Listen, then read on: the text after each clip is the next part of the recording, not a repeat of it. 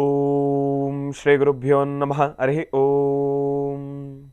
ಗುರುಬ್ರಹ್ಮ ಗುರುವಿಷ್ಣು ಗುರುದೇವೋ ಮಹೇಶ್ವರಃ. ಗುರು ಸಾಕ್ಷಾತ್ ಪರಬ್ರಹ್ಮ ತಸ್ಮೈ ಶ್ರೀ ಗುರವೇ ನಮಃ.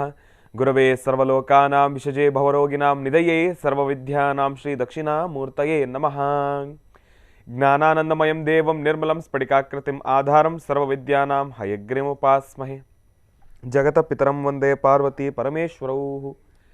ಪ್ರತಿನಿತ್ಯದ ಕಾರ್ಯಕ್ರಮದಂತೆ ಮೊದಲನೇದಾಗಿ ನನ್ನ ಅಜ್ಜಿ ತಾತರವರನ್ನು ಶ್ರದ್ಧಾಭಕ್ತಿಯಿಂದ ಪ್ರಾರ್ಥನೆಯನ್ನು ಮಾಡ್ತಾ, ನನ್ನ ಗುರುಸ್ಥಾನದಲ್ಲಿರ್ತಕ್ಕಂಥ ನನ್ನ ತಂದೆಯವರಾಗಿರ್ತಕ್ಕಂಥ ಆನಂದ್ ಗುರುಜಿಯವರ ಪಾದರವಿಂದಲಿಗೆ ನಮನವನ್ನು ಮಾಡ್ತಾ, ಮತ್ತು ನನ್ನ ಮಾತೃಶ್ರೀಯವರನ್ನು ಕೂಡ ಶ್ರದ್ಧಾಭಕ್ತಿಯಿಂದ ಪ್ರಾರ್ಥನೆಯನ್ನು ಮಾಡ್ತಾ, ಬುಧವಾರ ಲಕ್ಷ್ಮೀ ವೆಂಕಟೇಶ್ವರರ ಸಂಪೂರ್ಣ ಕೃಪಾಶೀರ್ವಾದದೊಂದಿಗೆ ಮಹರ್ಷಿವಾಣಿ ನೇರ ಪ್ರಸಾರದ ಕಾರ್ಯಕ್ರಮವನ್ನು ಪ್ರಾರಂಭವನ್ನು ಮಾಡೋಣ.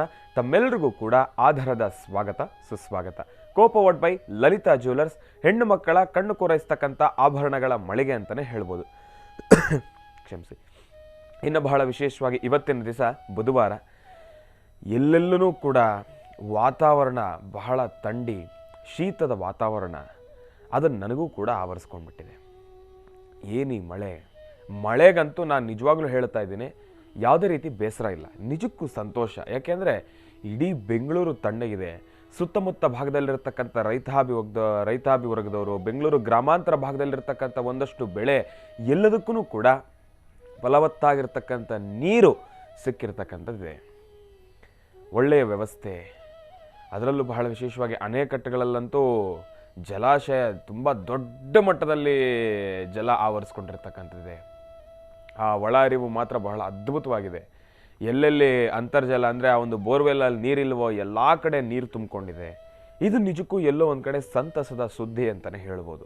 ಆದರೆ ನಿನ್ನೆ ಕೂಡ ಗುರುಗಳು ಹೇಳ್ತಾ ಇದ್ರು, ಹರಿದ್ವಾರು, ರಿಷಿಕೇಶು, ನೇಪಾಳು ಅಂತಹ ಜಾಗಗಳಲ್ಲಂತೂ, ಆ ಒಂದು ಮನಾಲಿ ಅಂತಹ ಜಾಗಗಳಲ್ಲಂತೂ ಸಾಕಷ್ಟು ಭೂಕುಸಿತಗಳು ನಡೀತಾ ಇವೆ, ಪ್ರವಾಹಗಳು ನಡೀತಾ ಇವೆ.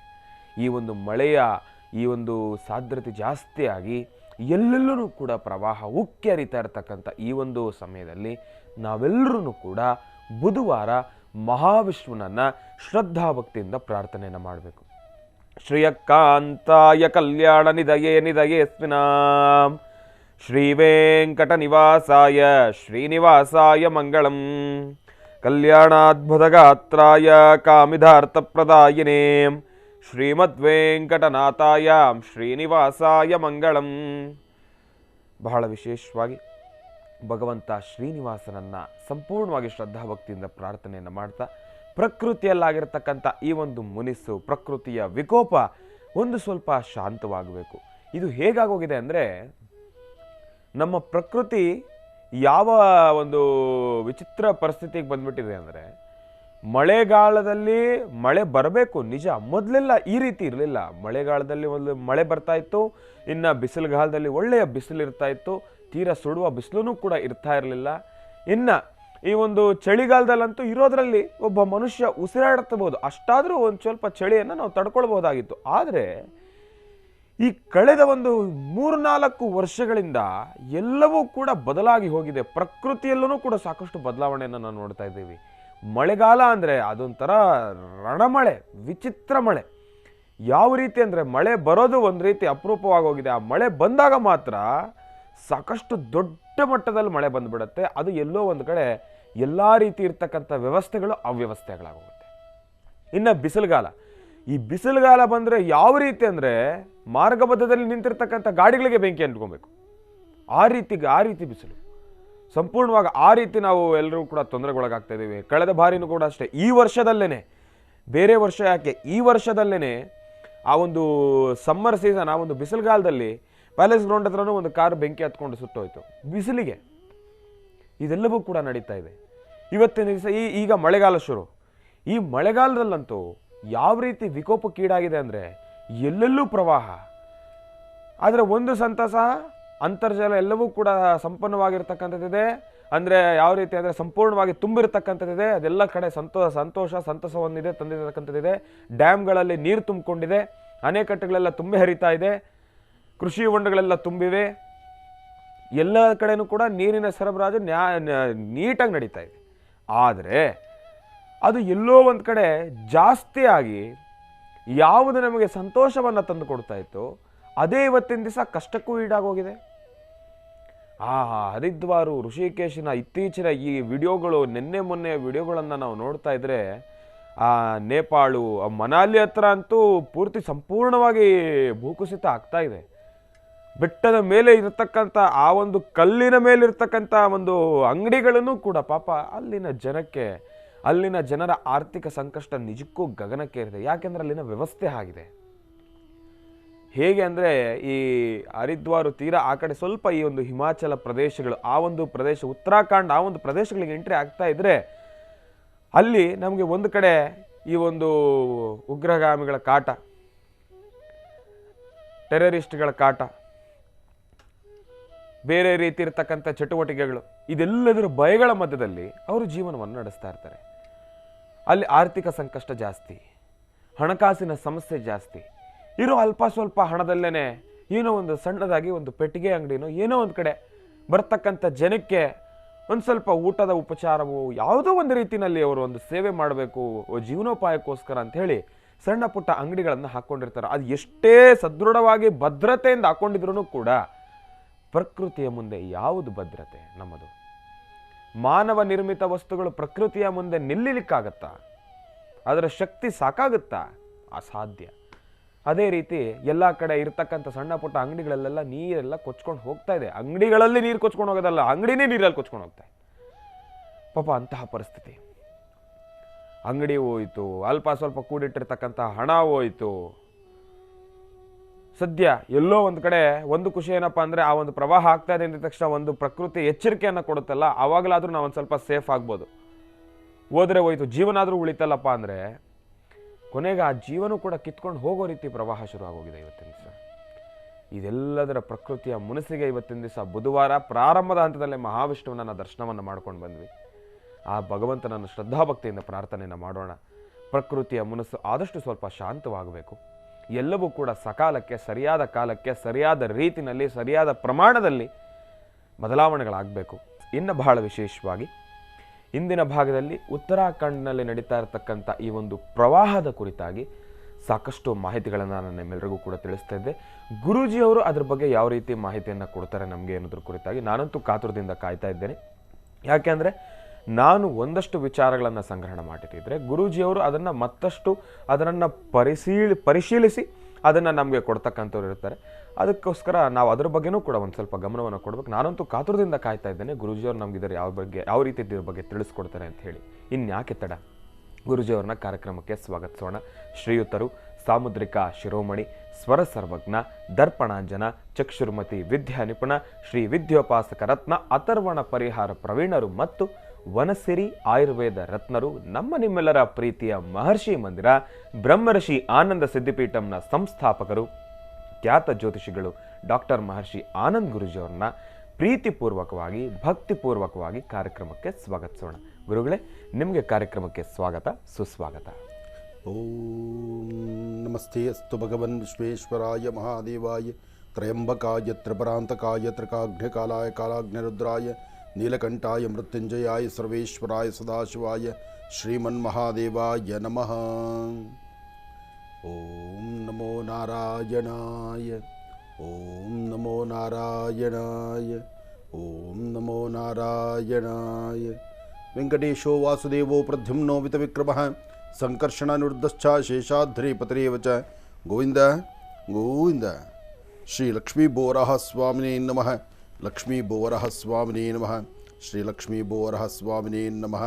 ಪದ್ಮಾನನೆ ಪದ್ಮಪತ್ರೇ ಪದ್ಮಪ್ರಿಯೇ ಪದ್ಮಧರಾಯತಾಕ್ಷಿ ವಿಶ್ವಪ್ರಿಯೇ ವಿಷ್ಣುಮನೋನುಕೂಲೆ ತ್ವತ್ಪಾದ ಪದ್ಮಮಯಿ ಸನ್ನಿಧತ್ಸ್ವ ಯಾಸಾ ಪದ್ಮಾಸರಸ್ತಾ ವಿಪುಲಕಟಿತರೀ ಪದ್ಮಪತ್ರಾಯತಾಕ್ಷಿ ಅಂಬಾಂ ಭಗವತೀಂ ಶ್ರೀಂ ಲಲಿತಾಂ ರಾಜರಾಜೇಶ್ವರಿ ರಾಜ್ಯದಾಯಿನಿ ರಾಜ್ಯಕಲಾವಲ್ಲಭಾಂ ಶ್ರೀಂ ಲಲಿತಾಂಬಿಕಾಯ ನಮಃ. ಗೌರ್ಯೇ ನಮಃ. ಚಂದ್ರಿಕಾಯ ನಮಃ. ಓಂ ಮಹಾಮೂರ್ತಯೇ ನಮಃ. ಅಷ್ಟಮೂರ್ತಯೇ ನಮಃ. ಕೈವಲ್ಯದಾಯಿನೇ ನಮಃ. ಓಂ ಜ್ಞಾನದಾತ್ರಯೇ ನಮಃ. ಜ್ಞಾನೇಶ್ವರಿ ನಮಃ. ಮಹಾರೂಪಾಯ ನಮಃ. ಸರ್ವಸಿದ್ಧಯೇ ನಮಃ. ಸರ್ವೇಶ್ವರಿ ನಮಃ. ಮಹಾಕಾಳಿ ಮಹಾಲಕ್ಷ್ಮಿ ಮಹಾಸರಸ್ವತ್ಯಾತ್ಮಿಕ ಶ್ರೀಮದಂಬಾಯ ನಮಃ. ಜಗದಂಬಿಕಾಯ ನಮಃ. ಲಲಿತಾಂಬಾಲಾ ತ್ರಿಪುರಸುಂದರಿ ದೇವತಾಭ್ಯೋ ನಮಃ. ದೇವಿಯನ್ನು ಪ್ರಾರ್ಥನೆ ಮಾಡ್ತಾ ಸರ್ವರಿಗೂ ಸಕಲರಿಗೂ ಸಹಿತ ಸನ್ಮಂಗಳವನ್ನು ಉಂಟು ಮಾಡತಕ್ಕಂತಹ ಪ್ರತಿನಿತ್ಯ ಬೆಳಗ್ಗೆದ್ದು ದಿನದ 24 ಗಂಟೆಯಲ್ಲಿ ಒಂದಷ್ಟು ಕಾಲ ಉದ್ಯೋಗ, ಒಂದಷ್ಟು ಕಾಲ ನಾವು ವ್ಯವಸ್ಥಿತವಾಗಿ ರೆಸ್ಟ್ ತಗೊಳ್ತಕ್ಕಂಥದ್ದು, ಅದರಲ್ಲೂ ಒಂದಷ್ಟು ಕಾಲ ನಮ್ಮ ಸ್ವಂತವಾಗಿ ಮನಸ್ಸಿಗೆ ಆನಂದವನ್ನು ತಾವು ಸಿದ್ಧಪಡಿಸ್ಕೊಳ್ಳುವಂತಹದ್ದು. ಸಾಧು ಸಂತರಲ್ಲಿ, ಸಾಮಾನ್ಯರಲ್ಲಿ, ಯತಿಗಳಲ್ಲಿ ಒಂದು ವಿಭಿನ್ನವಾದಂತಹ ಅವರದೇ ಆದಂಥ ಒಂದಷ್ಟು ಚಿಂತನೆಗಳಿರುತ್ತೆ. ಭಗವಂತ ಏನೆಲ್ಲ ಕೊಟ್ಟಿದ್ದಾನೆ, ಕೊಟ್ಟಿರ್ತಕ್ಕಂತಹ ಸ್ಥಿತಿಗತಿಗಳನ್ನು, ಆರ್ಥಿಕ ಪರಿಸ್ಥಿತಿಯನ್ನು, ಅಥವಾ ಸುಂದರವಾದಂತಹ ಪರಿಸರವನ್ನು, ಅಥವಾ ಸಂಸಾರವನ್ನು, ಅಥವಾ ಸಂಸಾರದಲ್ಲಿರ್ತಕ್ಕಂಥ ಮಕ್ಕಳು, ಹೆಂಡತಿ ಮತ್ತು ಆ ಪರಿಸರ, ಅಕ್ಕ ತಂಗಿಯರು, ಅಣ್ಣ ತಮ್ಮಂದರು, ಎಲ್ಲ ಬಂಧು ಬಾಂಧವರ ಮಧ್ಯದಲ್ಲಿರ್ತಕ್ಕಂಥದ್ದನ್ನು ಒಂದಷ್ಟು ಜನ ಇರ್ತಕ್ಕಂಥ ಈ ಸುಂದರವಾದಂತಹ ಬದುಕಿನಲ್ಲಿ 4-6 ಭಾಗಗಳ ವಿಭಾಗವಾಗಿ ಒಂದೊಂದನ್ನು ಆಯ್ಕೆ ಮಾಡಿಕೊಳ್ತಾರೆ. ಒಬ್ಬೊಬ್ಬರ ವ್ಯಕ್ತಿಗಳ ಮನಸ್ಸಿರುತ್ತೆ, ನಾನು ಎಷ್ಟೊತ್ತೇ ಆದರೂ ನನ್ನ ಹೆಂಡತಿ ಮಕ್ಕಳ ಜೊತೆಲೇ ಇರಬೇಕು ನಾನು ಅಂತಕ್ಕಂಥದ್ದು. ಇನ್ನೊಂದು ಸತಿ ಆಲೋಚನೆ ಮಾಡ್ತಾರೆ, ಎಲ್ಲದರಿಂದ ನಾನು ದೂರ ಇದ್ದರೂ ಸಾಕು ಅಂತ. ಮತ್ತೊಮ್ಮೆ ಆಲೋಚನೆ ಮಾಡ್ತಾರೆ, ನನ್ನ ಜೀವನದಲ್ಲಿ ಇಲ್ಲಿವರೆಗೂ ನಾನು ಬೇಕಾದಷ್ಟು ಸಾಧನೆ ಮಾಡಿದ್ದೇನೆ, ಸಾಧಿಸಿದ್ದೇನೆ, ಬೇಕು ಬೇಡಗಳನ್ನು ಎಲ್ಲರಿಗೂ ನಿಭಾಯಿಸಿಕೊಟ್ಟಿದ್ದೇನೆ. ನನ್ನ ದುಡಿಮೆ ಅಥವಾ ನನ್ನ ಶ್ರಮ ಅಥವಾ ನನ್ನ ಪಿತ್ರಾರ್ಜಿತ ಆಸ್ತಿ ಇದು ಯಾವುದೂ ಇನ್ನು ಮುಂದೆ ನನ್ನ ಹೆಜ್ಜೆಗೆ ಬೇಡ, ಎಲ್ಲವನ್ನೂ ನಾನು ತ್ಯಾಗ ಮಾಡಿ ನಾನು ಮುಂದೆ ನಡೀತೀನಿ ಅಂತಕ್ಕಂಥವರಿದ್ದಾರೆ. ಒಂದಷ್ಟು ಜನ ಮನೇಲಿ ಹೇಳೋದಿಲ್ಲ, ಕೇಳೋದಿಲ್ಲ. ಮನೆ ಮಂದಿ ಎಲ್ಲರನ್ನೂ ಸಹಿತ ಹಿಂದಿನ ದಿವಸ ರಾತ್ರಿ ನೋಡ್ತಾರೆ, ಕಣ್ತುಂಬ ನೋಡಿ ಅವ್ರ ಜೊತೆಲಿ ಕೂತು ಒಂದು ಊಟ ಮಾಡಿ ಬೆಳಿಗ್ಗೆ ಸೂರ್ಯೋದಯಕ್ಕೂ ಮುನ್ನ ಮನೆ ಖಾಲಿ ಮಾಡಿಬಿಡ್ತಾರೆ. ಅವ್ರು ಎಲ್ಲಿ ಹೋಗ್ತಾರೆ, ಏನು ಮಾಡ್ತಾರೆ, ಖಾಲಿ ಪಾಕೆಟು, ಕಾಲ್ನಡಿಗೆಯಲ್ಲಿ ಹೋಗೋರಿದ್ದಾರೆ, ಅಥವಾ ಅಲ್ಪ ಸ್ವಲ್ಪ ದುಡ್ಡು ತೊಗೊಂಡು ಇದು ಎಲ್ಲಿವರೆಗೂ ನಮ್ಮ ಖರ್ಚಿಗೆ ಬರುತ್ತೋ ಅಲ್ಲಿವರೆಗೂ ನೋಡಿಕೊಂಡು ಮುಂದೆ ದಾರಿಯಲ್ಲಿ ದುಡಿಮೆ ನೋಡ್ಕೊಂಡು ಮುಂದೆ ನಡೆಯೋಣ ಅನ್ನೋರಿದ್ದಾರೆ. ಇದೆಲ್ಲದರ ಮಧ್ಯದಲ್ಲಿ ಕುಟುಂಬ, ಪರಿವಾರ, ಸಂಸಾರ, ಬೇಕಾದಷ್ಟು ಸ್ಥಿತಿಗತಿಗಳು, ಅಪಾರವಾದಂಥ ಆಸ್ತಿ ಎಲ್ಲವನ್ನೂ ಸಹಿತ ಮತ್ತೊಬ್ಬರಿಗೆ ದಾರೆ ಒಯ್ದು ನನಗೇನು ಬೇಡ ಅಂತ ಹೇಳಿ ಸಂಪೂರ್ಣವಾಗಿ ನಿರಾವರಣವಾಗಿ ಆಚೆ ಬರತಕ್ಕಂಥವರು ಇದ್ದಾರೆ. ಯಾತಕ್ಕೆ ನಾನು ಈ ಮಾತು ಹೇಳ್ತಿದ್ದೇನೆ, ಇಲ್ಲಿ ಅರ್ಥ ಮಾಡ್ಕೊಳ್ತಕ್ಕಂಥ ರೀತಿಗಳು ಬೇರೆ ಬೇರೆ ಇದೆ. ಮನುಷ್ಯರ ಅತಿಯಾಗಿ ಆಸೆಯಿಂದ ಏನೆಲ್ಲ ಸ್ಥಿತಿಗತಿಗಳನ್ನು ಇಟ್ಕೊಂಡು ತನ್ನ ಸುಖ ಸಂತೋಷ ಜೊತೆಗೆ ಬೇರೊಬ್ಬರ ಸುಖ ಸಂತೋಷವನ್ನು ನನ್ನ ಮನೆ ಸುಖ ಅಂತಲೇ ತಿಳ್ಕೊಂಡು ಓಡಾಡ್ತಕ್ಕಂಥವ್ರು ಒಂದಷ್ಟು ಜನ.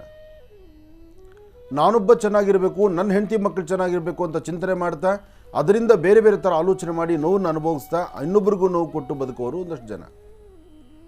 ಯಾರ ಮನೆ ಹೇಗಾದರೂ ಇರಲಿ, ನಾನು ನನ್ನ ಹೆಂಡತಿ ಮಕ್ಕಳು ಚೆನ್ನಾಗಿರಬೇಕು, ನನ್ನ ಮಾರ್ಗ ಚೆನ್ನಾಗಿರಬೇಕು, ನನ್ನ ದುಡಿಮೆ ಕೈ ತುಂಬ ಇರಬೇಕು, ನಾನು ಇಂಥದ್ದೊಂದು ನೋಡಿದ್ದೀನಿ, ಅದು ನನ್ನ ಮನೆಗೆ ಬರಬೇಕು, ಇಂತಹ ಒಬ್ಬ ವ್ಯಕ್ತಿಗಳು ನೋಡಿದ್ದೀನಿ, ಅವ್ರ ಸ್ನೇಹ ಬೆಳೆಸಬೇಕು, ಇಂಥ ಸುಂದರವಾಗಿರ್ತಕ್ಕಂಥ ಒಂದು ಹೂವನ್ನು ನಾನು ನೋಡಿದ್ದೀನಿ, ಅದು ನನ್ನ ಮನೆಗೆ ತರಬೇಕು.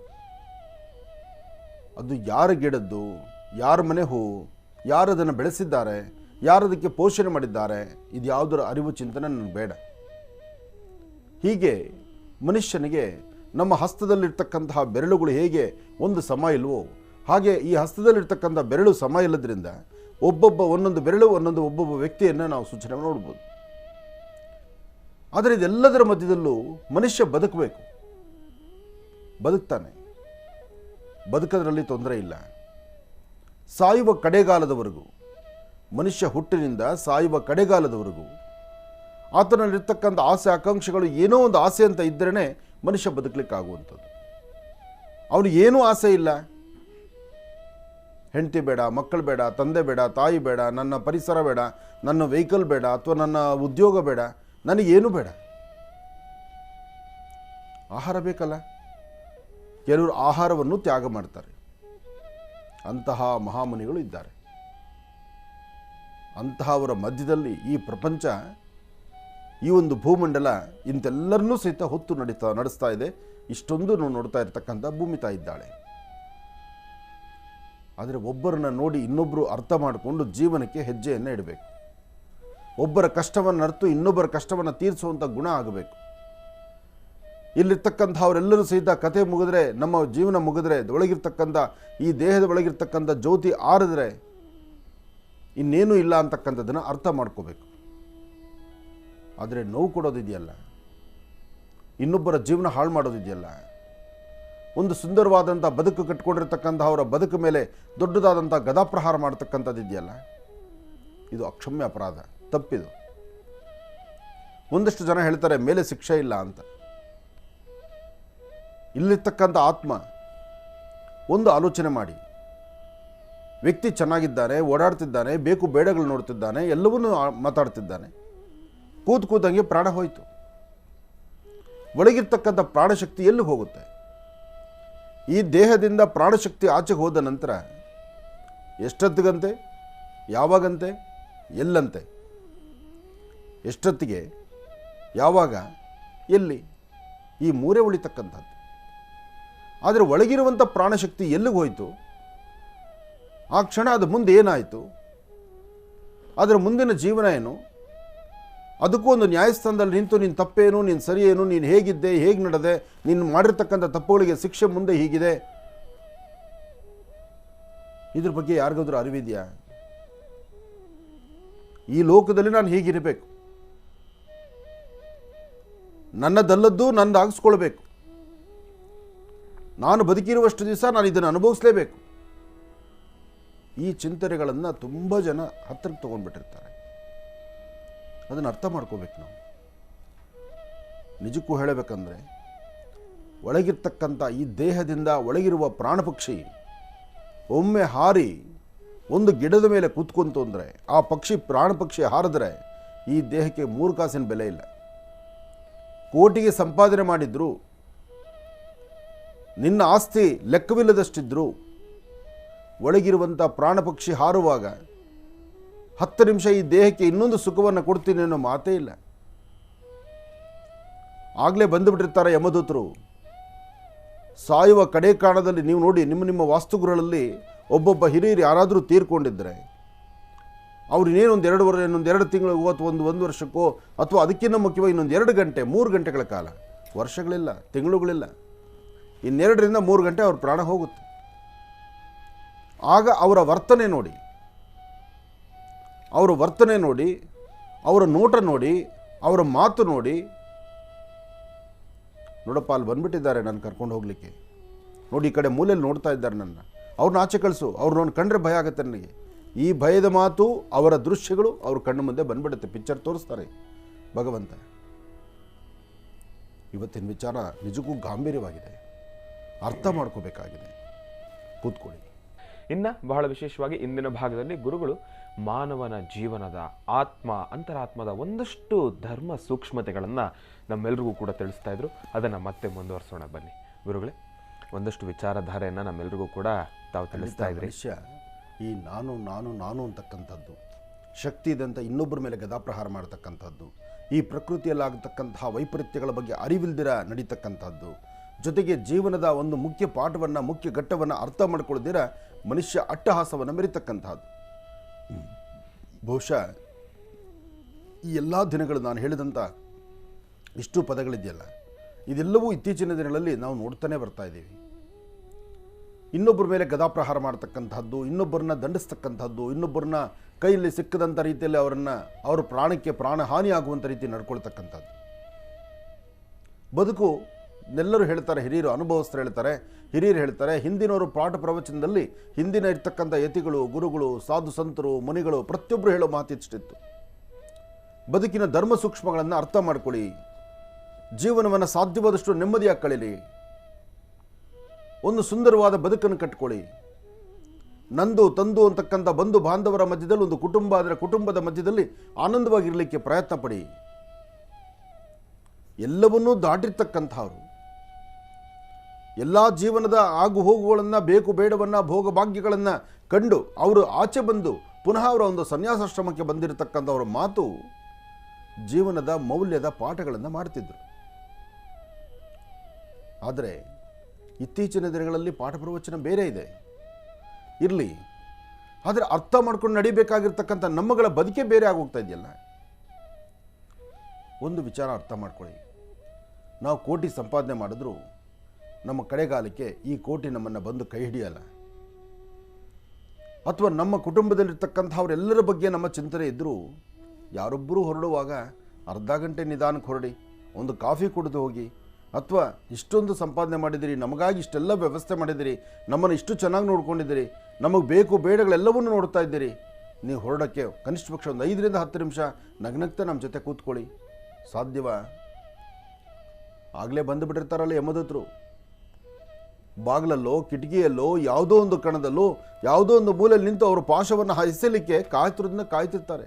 ಆ ಪಾಶವನ್ನು ಎಲ್ಲಿ ಎಸಿತಾರೋ, ಎಲ್ಲಿ ಕುತ್ತಿಗೆಗೆ ಬೀಳುತ್ತೋ, ಎಲ್ಲಿಗೆ ನಾನು ಕರ್ಕೊಂಡು ಹೋಗ್ತಾರೋ ಅಂತಹದ್ದು ಕಣ್ಣು ಮುಂದೆನೇ ಒಂದು ಸಾವು ಎದುರಾಗ್ತಾ ಇದೆ. ಇನ್ನೇನಿಗೆ ನಾನು ಸಾಯ್ತೀನಿ, ನನಗೆ ಗೊತ್ತಾಗ್ತಾ ಇದೆ ಅನ್ನೋದು ಒಂದಾದರೆ, ಅದರ ಅರಿವೇ ಇಲ್ಲದಂತೆ ಬರ್ತಕ್ಕಂತಹ ಪ್ರಕೃತಿಯ ಮನಸ್ಸಿದೆಯಲ್ಲ, ಏನು ಹೇಳೋಣ.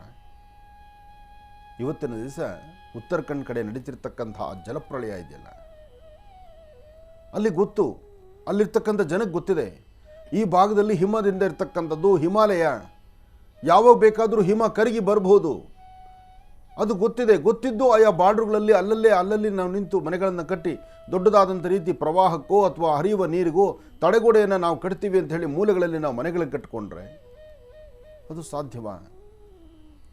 ಒಂದು ಕಡೆ ನಾವು ತಪ್ಪು ಮಾಡ್ದಂಗೆ ಅನ್ಸಲ್ವಾ? ಬೆಟ್ಟ ಗುಡ್ಡಗಳನ್ನು ಕಡಿದು ರಸ್ತೆಗಳನ್ನು ಮಾಡ್ತಿದ್ದೀವಿ. ಬೇಕು ನಮಗೆ ರಸ್ತೆ, ಮುಂದಿನ ಪ್ರಯಾಣಕ್ಕೆ ರಸ್ತೆ ಬೇಕು, ವಿಧಿ ಇಲ್ಲ. ಅದೂ ಸಹಿತ ಸಂಪೂರ್ಣ ಅಸ್ತವ್ಯಸ್ತವಾಗಿಬಿಡುತ್ತೆ. ಆದರೆ ಮನುಷ್ಯ ಕಣ್ಣಂಗೆ ನೋಡ್ತಾ ಇದ್ದ ಹಾಗೆ ಎಲ್ಲವನ್ನು ಬಿಟ್ಟು ಹೊರಟೋಗ್ತಾನಲ್ಲ. ನೋಡಿ, ಇಷ್ಟು ದೊಡ್ಡ ಬಿಲ್ಡಿಂಗ್, ಎಂತೆಂಥ ಬಿಲ್ಡಿಂಗ್ಗಳವು. ನೋಡ್ತಾ ಇದ್ದಂಗೆ ತನ್ನ 4 ಕಾಲು ಪಾಯ ಹಾಕಿ ಜೊತೆಗೆ ಒಂದು ಪಿಲ್ಲರ್ ಹಾಕಿರ್ತಕ್ಕಂಥ ಬಿಲ್ಡಿಂಗು 4 ಫ್ಲೋರ್ 5 ಫ್ಲೋರ್ ಹಾಗೇ ನೀರಲ್ಲಿ ಕೊಚ್ಕೊಂಡು ಹೊರಟೋಗ್ಬಿಡುತ್ತೆ. ಅಲ್ಲಿಗೆ ಈ ನೀರಿನ ರಭಸ ಹೇಗಿದೆ.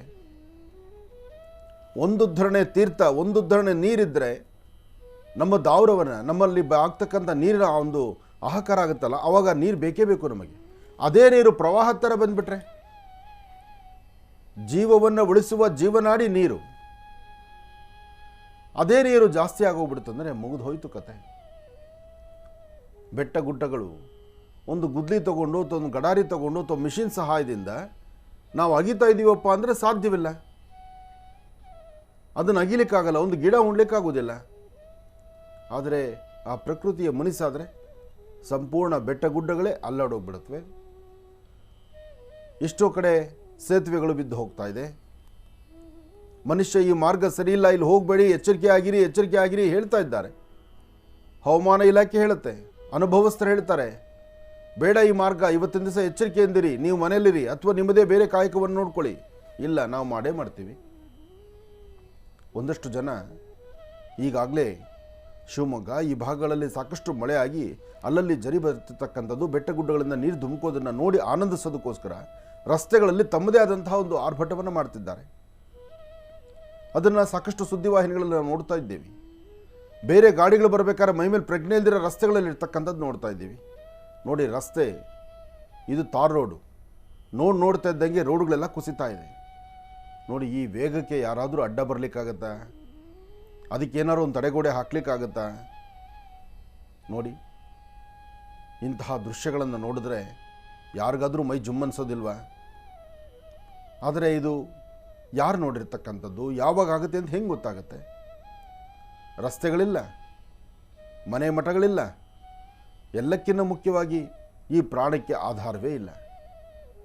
ಇದೆಲ್ಲವೂ ಕಣ್ಣು ಮುಂದೆ ನಾವು ಕಂಡು ನಮ್ಮ ಅಕ್ಕಪಕ್ಕ ರಾಜ್ಯಗಳಲ್ಲಿರ್ತಕ್ಕಂಥವರ ನೋವು, ಅವರ ಕಷ್ಟವನ್ನು ಅರಿತರೂ ಸಹಿತ ನೋಡಿ, ಕಾರ್ ಹೊಡ್ಕೊಂಡೋಗೋ ಸ್ಪೀಡ್ ನೋಡಿ, ಕಾರ್ ಅಷ್ಟು ತೂಕವಾಗಿರ್ತಕ್ಕಂಥ ಕಾರೇ ಆ ರಭಸಕ್ಕೆ ಹೋಗುತ್ತೆ ಅಂದರೆ, ಇನ್ನು ಸಾಮಾನ್ಯ ಮನುಷ್ಯರು ನಾವು ಆ ನೀರಿಗೆ ಏನಾದ್ರು ತಡೆದು ಅಡ್ಡ ನಿಂತ್ಕೊಳ್ತೀವಿ ಅಥವಾ ನಾವು ರಕ್ಷಣೆ ಮಾಡ್ಕೊಳ್ತೀವಿ ಅಂದರೆ ಸಾಧ್ಯವಾ? ಇವತ್ತಿನ ದಿವಸ 41 ವರ್ಷಗಳ ಹಿಂದೆ ಏನು ಮಳೆ ಕಂಡಿದ್ರೋ ಅಂತಹ ಮಳೆಯನ್ನು ಇವತ್ತು ದೆಹಲಿ ಭಾಗದಲ್ಲಿ, ನಮ್ಮ ರಾಜಧಾನಿ ಮತ್ತು ನಮ್ಮ ಅದರಲ್ಲೂ ದೆಹಲಿ ಅಂದರೆ ಎಲ್ಲರಿಗೂ ಗೊತ್ತಿರುವಂಥ ವಿಚಾರನೆ, ಅಂತಹ ಡೆಲ್ಲಿನಲ್ಲಿ ಇವತ್ತು ನೋಡ್ತಾ ಇದ್ದಂಗೆ ಮುಗಿದೋಯ್ತು. ಕಾರ್ ಜೊತೆಗೆ ಬಸ್ಸು ಎಲ್ಲವೂ ಸಹಿತ ನೀರಿನಲ್ಲಿ ಹೋಯಿತು. ಇದು ಒಂದಷ್ಟು ದಿನಗಳ ಹಿಂದೆ ಕೊಡಗಲ್ಲೂ ಈ ಥರದ್ದೊಂದು ಪರಿಸ್ಥಿತಿ ಎದುರಾಯಿತು. ಇಂತಹ ಪರಿಸ್ಥಿತಿಗಳಿದೆ. ಅದಕ್ಕೆ ಹೇಳೋದು, ಪಂಚಭೂತಗಳ ಮಧ್ಯೆ ನಮ್ಮ ಆಟ ಬೇಡ ಅಂತ. ಬೀಸುವ ಬಿರುಗಾಳಿಗೆ ಎದುರು ನಿಂತ್ಕೋತೀವಿ ಅಂದರೆ ಮೂರ್ಖತನ. ಹರಿಯುವ ನೀರು ಬರ್ತಕ್ಕಂತಹ ನದಿಗೆ ಎದುರು ನಾನು ಈಜುತ್ತೀನಿ ಅಂದರೆ ಅದು ಮೂರ್ಖತನ. ಇಂತಹ ಪ್ರವಾಹಗಳಲ್ಲಿ ಏನೋ ಮಂಡಧೈರ್ಯ ಮಾಡಿ ನಾನು ಗಾಡಿ ತೊಗೊಂಡು ಹೋಗ್ತೀನಿ ಅಥವಾ ನಾನು ಪ್ರಯಾಣ ಹೊರಡ್ತೀನಿ, ಅಲ್ಲೇನೋ ನೋಡ್ಲಿಕ್ಕೆ ಹೊರಡ್ತೀನಿ ಅಂದರೆ ಅದು ಮೂರ್ಖತನ. ಅಮೂಲ್ಯವಾಗಿರ್ತಕ್ಕಂಥ ಜೀವ ಇದು, ಅಮೂಲ್ಯವಾಗಿರ್ತಕ್ಕಂಥ ಜೀವ. ಈ ಜೀವಶಕ್ತಿ ಈ ದೇಹದ ಒಳಗಿರುವ ತನಕ ಮಾತ್ರ ಈ ದೇಹಕ್ಕೆ ಬೆಲೆ. ಇದನ್ನು 4 ವಿಧಾನದಲ್ಲಿ ನಾವು ಚಿಂತನೆ ಮಾಡಬೇಕು. 1, ಪ್ರಕೃತಿಯ ವಿರುದ್ಧ. 2, ಕುಟುಂಬ ಸಂಸಾರ, ಸಂಸಾರದಲ್ಲಿ ಆನಂದ. 3ನೇದು ತನ್ನ ಕೈಲಿ ಆದಷ್ಟು ದಾನ ಧರ್ಮ, ಪೂಜೆ ಪುರಸ್ಕಾರ ಅಥವಾ ಆಧ್ಯಾತ್ಮಿಕದ ಬದುಕು. 4ನೇದು ಬದುಕಿರುವಷ್ಟು ಕಾಲ ಇನ್ನೊಬ್ಬರನ್ನ ಹೊಡಿದಿರಾ, ಇನ್ನೊಬ್ಬರನ್ನ ಬೈದಿರಾ, ಇನ್ನೊಬ್ಬರ ನೋವು ಕೊಡ್ದಿರಾ, ನಿನ್ನ ಬದುಕು ನಿನ್ನ ಅಂಗೈಯಲ್ಲಿಟ್ಕೊಂಡು ನೆಮ್ಮದಿಯಾಗಿ ಮನೇಲಿರ್ತಕ್ಕಂಥ ಹಿರಿಯರ ಪಾದ ಸೇವೆ ಮಾಡ್ತಾ ಆನಂದದಿಂದ ಕಾಲ ಕಳೀತಕ್ಕಂಥದ್ದು. ಇದನ್ನು ಮಾಡಿ ನಂತರ ಪ್ರಕೃತಿಯಲ್ಲಿ ನಮ್ಮ ಹಣೆಯಲ್ಲಿ ಏನು ಬರೆದಿದ್ರೆ ಅದನ್ನು ಯಾರೂ ತಪ್ಪಿಸ್ಲಿಕ್ಕಾಗುವುದಿಲ್ಲ.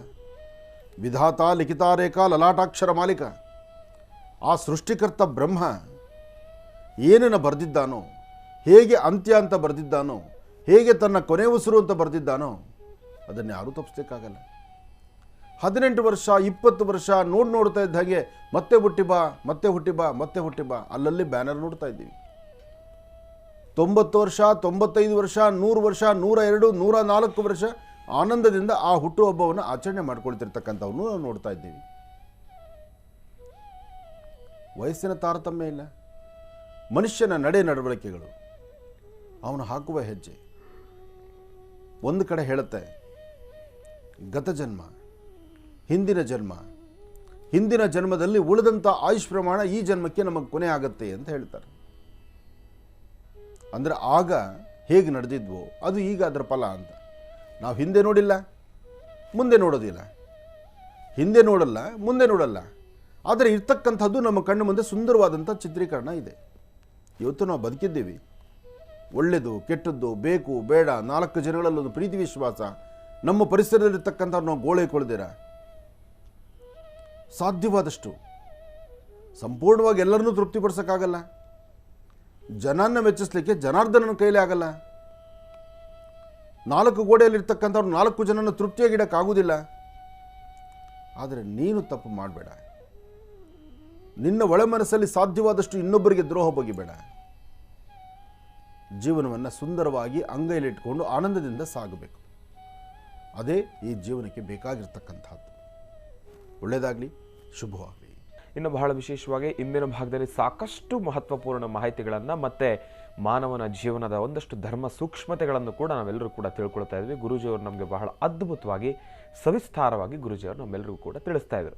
ಅದರ ಜೊತೆಗೆ ಇವತ್ತಿನ ದಿವಸ ನಾನು ನಿಮ್ಮೆಲ್ಲರಿಗೂ ಕೂಡ ಮತ್ತೊಂದು ಸಿಹಿ ಸುದ್ದಿಯನ್ನು ಕೊಡ್ತೀನಿ. ಏನಪ್ಪ ಅಂದರೆ, ಈ ಬರ್ತಕ್ಕಂಥ ಭಾನುವಾರ ತಮ್ಮೆಲ್ಲರ ಒಳಿತಿಗಾಗಿ, ಲೋಕ ಕಲ್ಯಾಣಾರ್ಥಕ್ಕಾಗಿ ಒಂದು ಅದ್ಭುತವಾಗಿರ್ತಕ್ಕಂಥ ಒಂದು ತಂತ್ರಸಾರವನ್ನು ತಿಳಿಸ್ಕೊಟ್ಟಿದ್ದೇನೆ.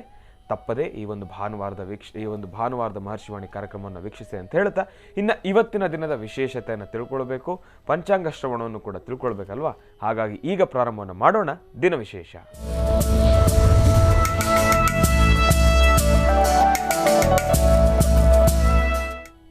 ಗುರುಗಳೇ, ಇವತ್ತಿನ ದಿನದ ಪಂಚಾಂಗ ಶ್ರವಣ ಮತ್ತು ದಿನ ವಿಶೇಷತೆಯನ್ನು ತಿಳಿಸ್ಕೊಡ್ಬೇಕು. ಖಂಡಿತ. ಭಗವತೀಂ ಶ್ರೀಂ ಲಲಿತಾಂ ರಾಜರಾಜೇಶ್ವರೀ ನಮಃ, ರಾಜ್ಯದಾಯಿನಿ ನಮಃ, ರಾಜ್ಯಕಲಾವಲ್ಲಭಾಯ ನಮಃ. ವೆಂಕಟೇಶೋ ವಾಸುದೇವೋ ಪ್ರದ್ಯುಮ್ನೋ ವಿತವಿಕ್ರಮಃ, ಸಂಕರ್ಷಣಾರ್ಧಶ್ಚ ಶೇಷಾದ್ರಿಪತಿರೇವ ಚ. ಗೋವಿಂದ ಗೋವಿಂದ. ಭಗವಂತನ ಪ್ರಾರ್ಥನೆ ಮಾಡ್ತಾ, ನಿಮ್ಮೆಲ್ಲರಿಗೂ ಮಧ್ಯದಲ್ಲಿ ಒಂದು ಸಂದೇಹ, ಒಂದು ಸಂಶಯ ಶುರುವಾಗಿತ್ತು. ದೇಹದಿಂದ ಆತ್ಮ ಹೊರಟ ಮೇಲೆ ಮುಂದಿನ ಪಯಣ ಏನು? ಇದೊಂದು ಯಕ್ಷ ಪ್ರಶ್ನೆ. ಜೊತೆಗೆ ಗರುಡ ಪುರಾಣದಲ್ಲಿ ಬರ್ತಕ್ಕಂಥ ಒಂದಷ್ಟು ವಿಚಾರಗಳು. ಒಂದಷ್ಟು ಜನ ಬೆಳಿಗ್ಗೆ ಗರುಡ ಪುರಾಣವನ್ನು ಕೇಳಬಹುದಾ ಅನ್ನೋ ಮಾತು. ಒಂದಷ್ಟು ಜನ ಗರುಡ ಪುರಾಣ ಕೇಳ್ತಕ್ಕಂಥದ್ದು ಮೃತರ ಕುಟುಂಬದಲ್ಲಿ ಮಾತ್ರ ಅಂತಕ್ಕಂಥದ್ದು.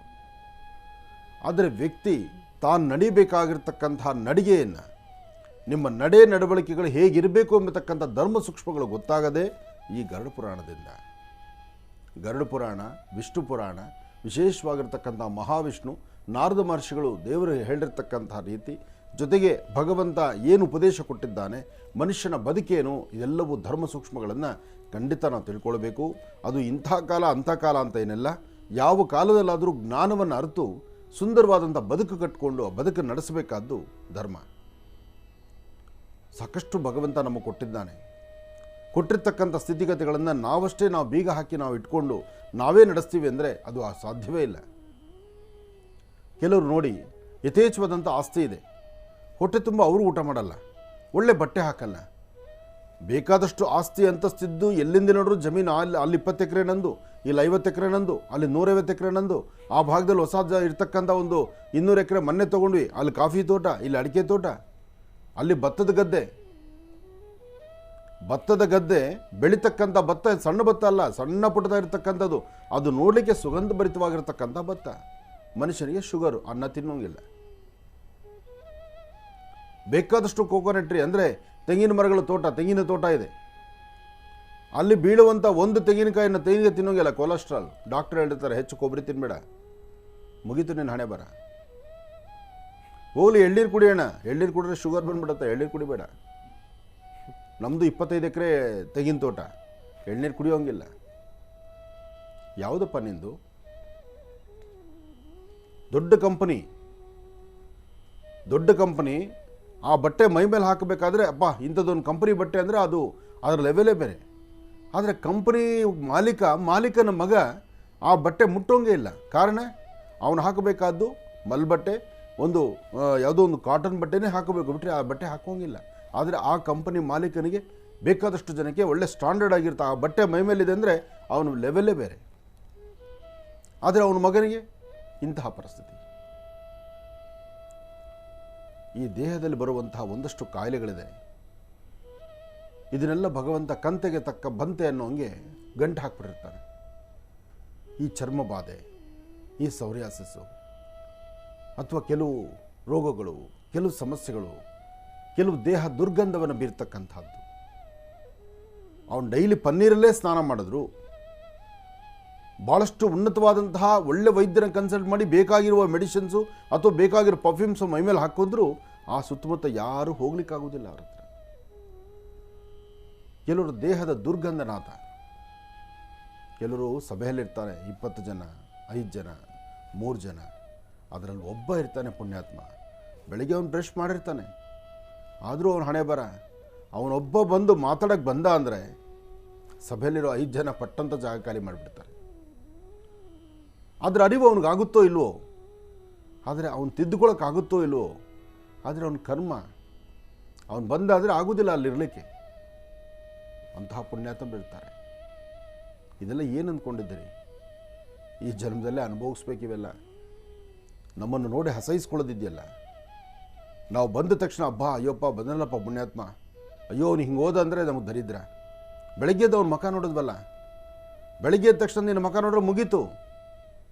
ಈ ಮಾತುಗಳಿದೆಯಲ್ಲ, ಎದುರುಗಡೆ ಆಡದಿದ್ದರೂ ನಮ್ಮ ನಡವಳಿಕೆಗಳಿದೆಯಲ್ಲ, ಇದೆಲ್ಲ ಕರ್ಮ. ಮನೆಯಲ್ಲಿ ಲಕ್ಷಣವ ಮೃಷ್ಟಾನ್ನ, ಕೈ ತೊಳೆದು ಮುಟ್ಟಬೇಕು ಅಂತಹ ಒಂದು ಒಳ್ಳೆ ಹೆಂಡತಿ, ಆದರೂ ತನ್ನ ನಡವಳಿಕೆಗಳು ಬೇರೆ ಥರ. ಹೀಗೆ ಎಲ್ಲವೂ ಸಹಿತ ಹೀಗಾಗಿರುತ್ತೆ. ಇದೆಲ್ಲ ಯಾತಕ್ಕಾಗತ್ತೆ? ಒಂದು ಅರ್ಧ ಗಂಟೆ ಕಾಲ ನೀವು ನೆಮ್ಮದಿಯಾಗಿ ನಿಮ್ಮ ಜಾಗದಲ್ಲಿ ನೀವು ಕೂತ್ಕೊಂಡು ನಾನು ಹೇಳುವಂಥ ಇನ್ನೊಂದೆರಡು 3 ಧರ್ಮ ಸೂಕ್ಷ್ಮ, 2-3 ಮಾತನ್ನು ಮಾತ್ರ ತಲೆಲಿಟ್ಕೊಳ್ಳಿ. ಒಂದು ಅರ್ಧ ಗಂಟೆ ಸೈಲೆಂಟಾಗಿ ಕೂತ್ಕೊಳ್ಳಿ. ನಿಮ್ಮ ಜೀವನದಲ್ಲಿ ಇಂತಹದ್ದು ಏನೇನು ನಡೆದಿದೆ, ಇದಕ್ಕೆ ನನ್ನ ಜೀವನ ಹೇಗೆ ಬದಲಾಯಿಸ್ಕೊಳ್ಬೇಕು, ಆ ಒಂದು ಬದಲಾವಣೆ ತಂದುಕೊಳ್ಳಿ. ಅಮೂಲ್ಯವಾದಂತಹ ಜೀವನ. ನೀವು ಹೇಗಿದ್ದರೂ ಪ್ರಾರಂಭ ಕೊನೆ. ಒಂದು ತಾಯಿ ಗರ್ಭದಿಂದ ಬಂದಿದ್ದೀವಿ, ಕಡೆ ಯಾತ್ರೆ ಖಂಡಿತ ಫಿಕ್ಸ್. ಅದು ಯಾರೂ ಈ ಭೂಮಿ ಮೇಲೆ 150 ವರ್ಷ 200 ವರ್ಷ ಸಾಧ್ಯನೇ ಇಲ್ಲ. ನೀವು ಆಸ್ತಿ ಮಾಡಿ ಆಸ್ತಿ ಮಾಡದಿರಿ, ಏನೂ ಇಲ್ಲ, ನಿರ್ಗತಿಕ. ರಸ್ತೆ ಮೇಲೆ ಭಿಕ್ಷೆ ಬೇಡ್ತಕ್ಕಂಥವನು, ಅವನು ಕೂತಿರ್ತಕ್ಕಂಥ ಗೋಣಿಚೀಲದ ತಳಡೆ ಅವನು ಎಷ್ಟು ಲಕ್ಷ ಇಟ್ಕೊಂಡಿದ್ದಾನೆ ಅವನಿಗೂ ಅರಿವಿಲ್ಲ.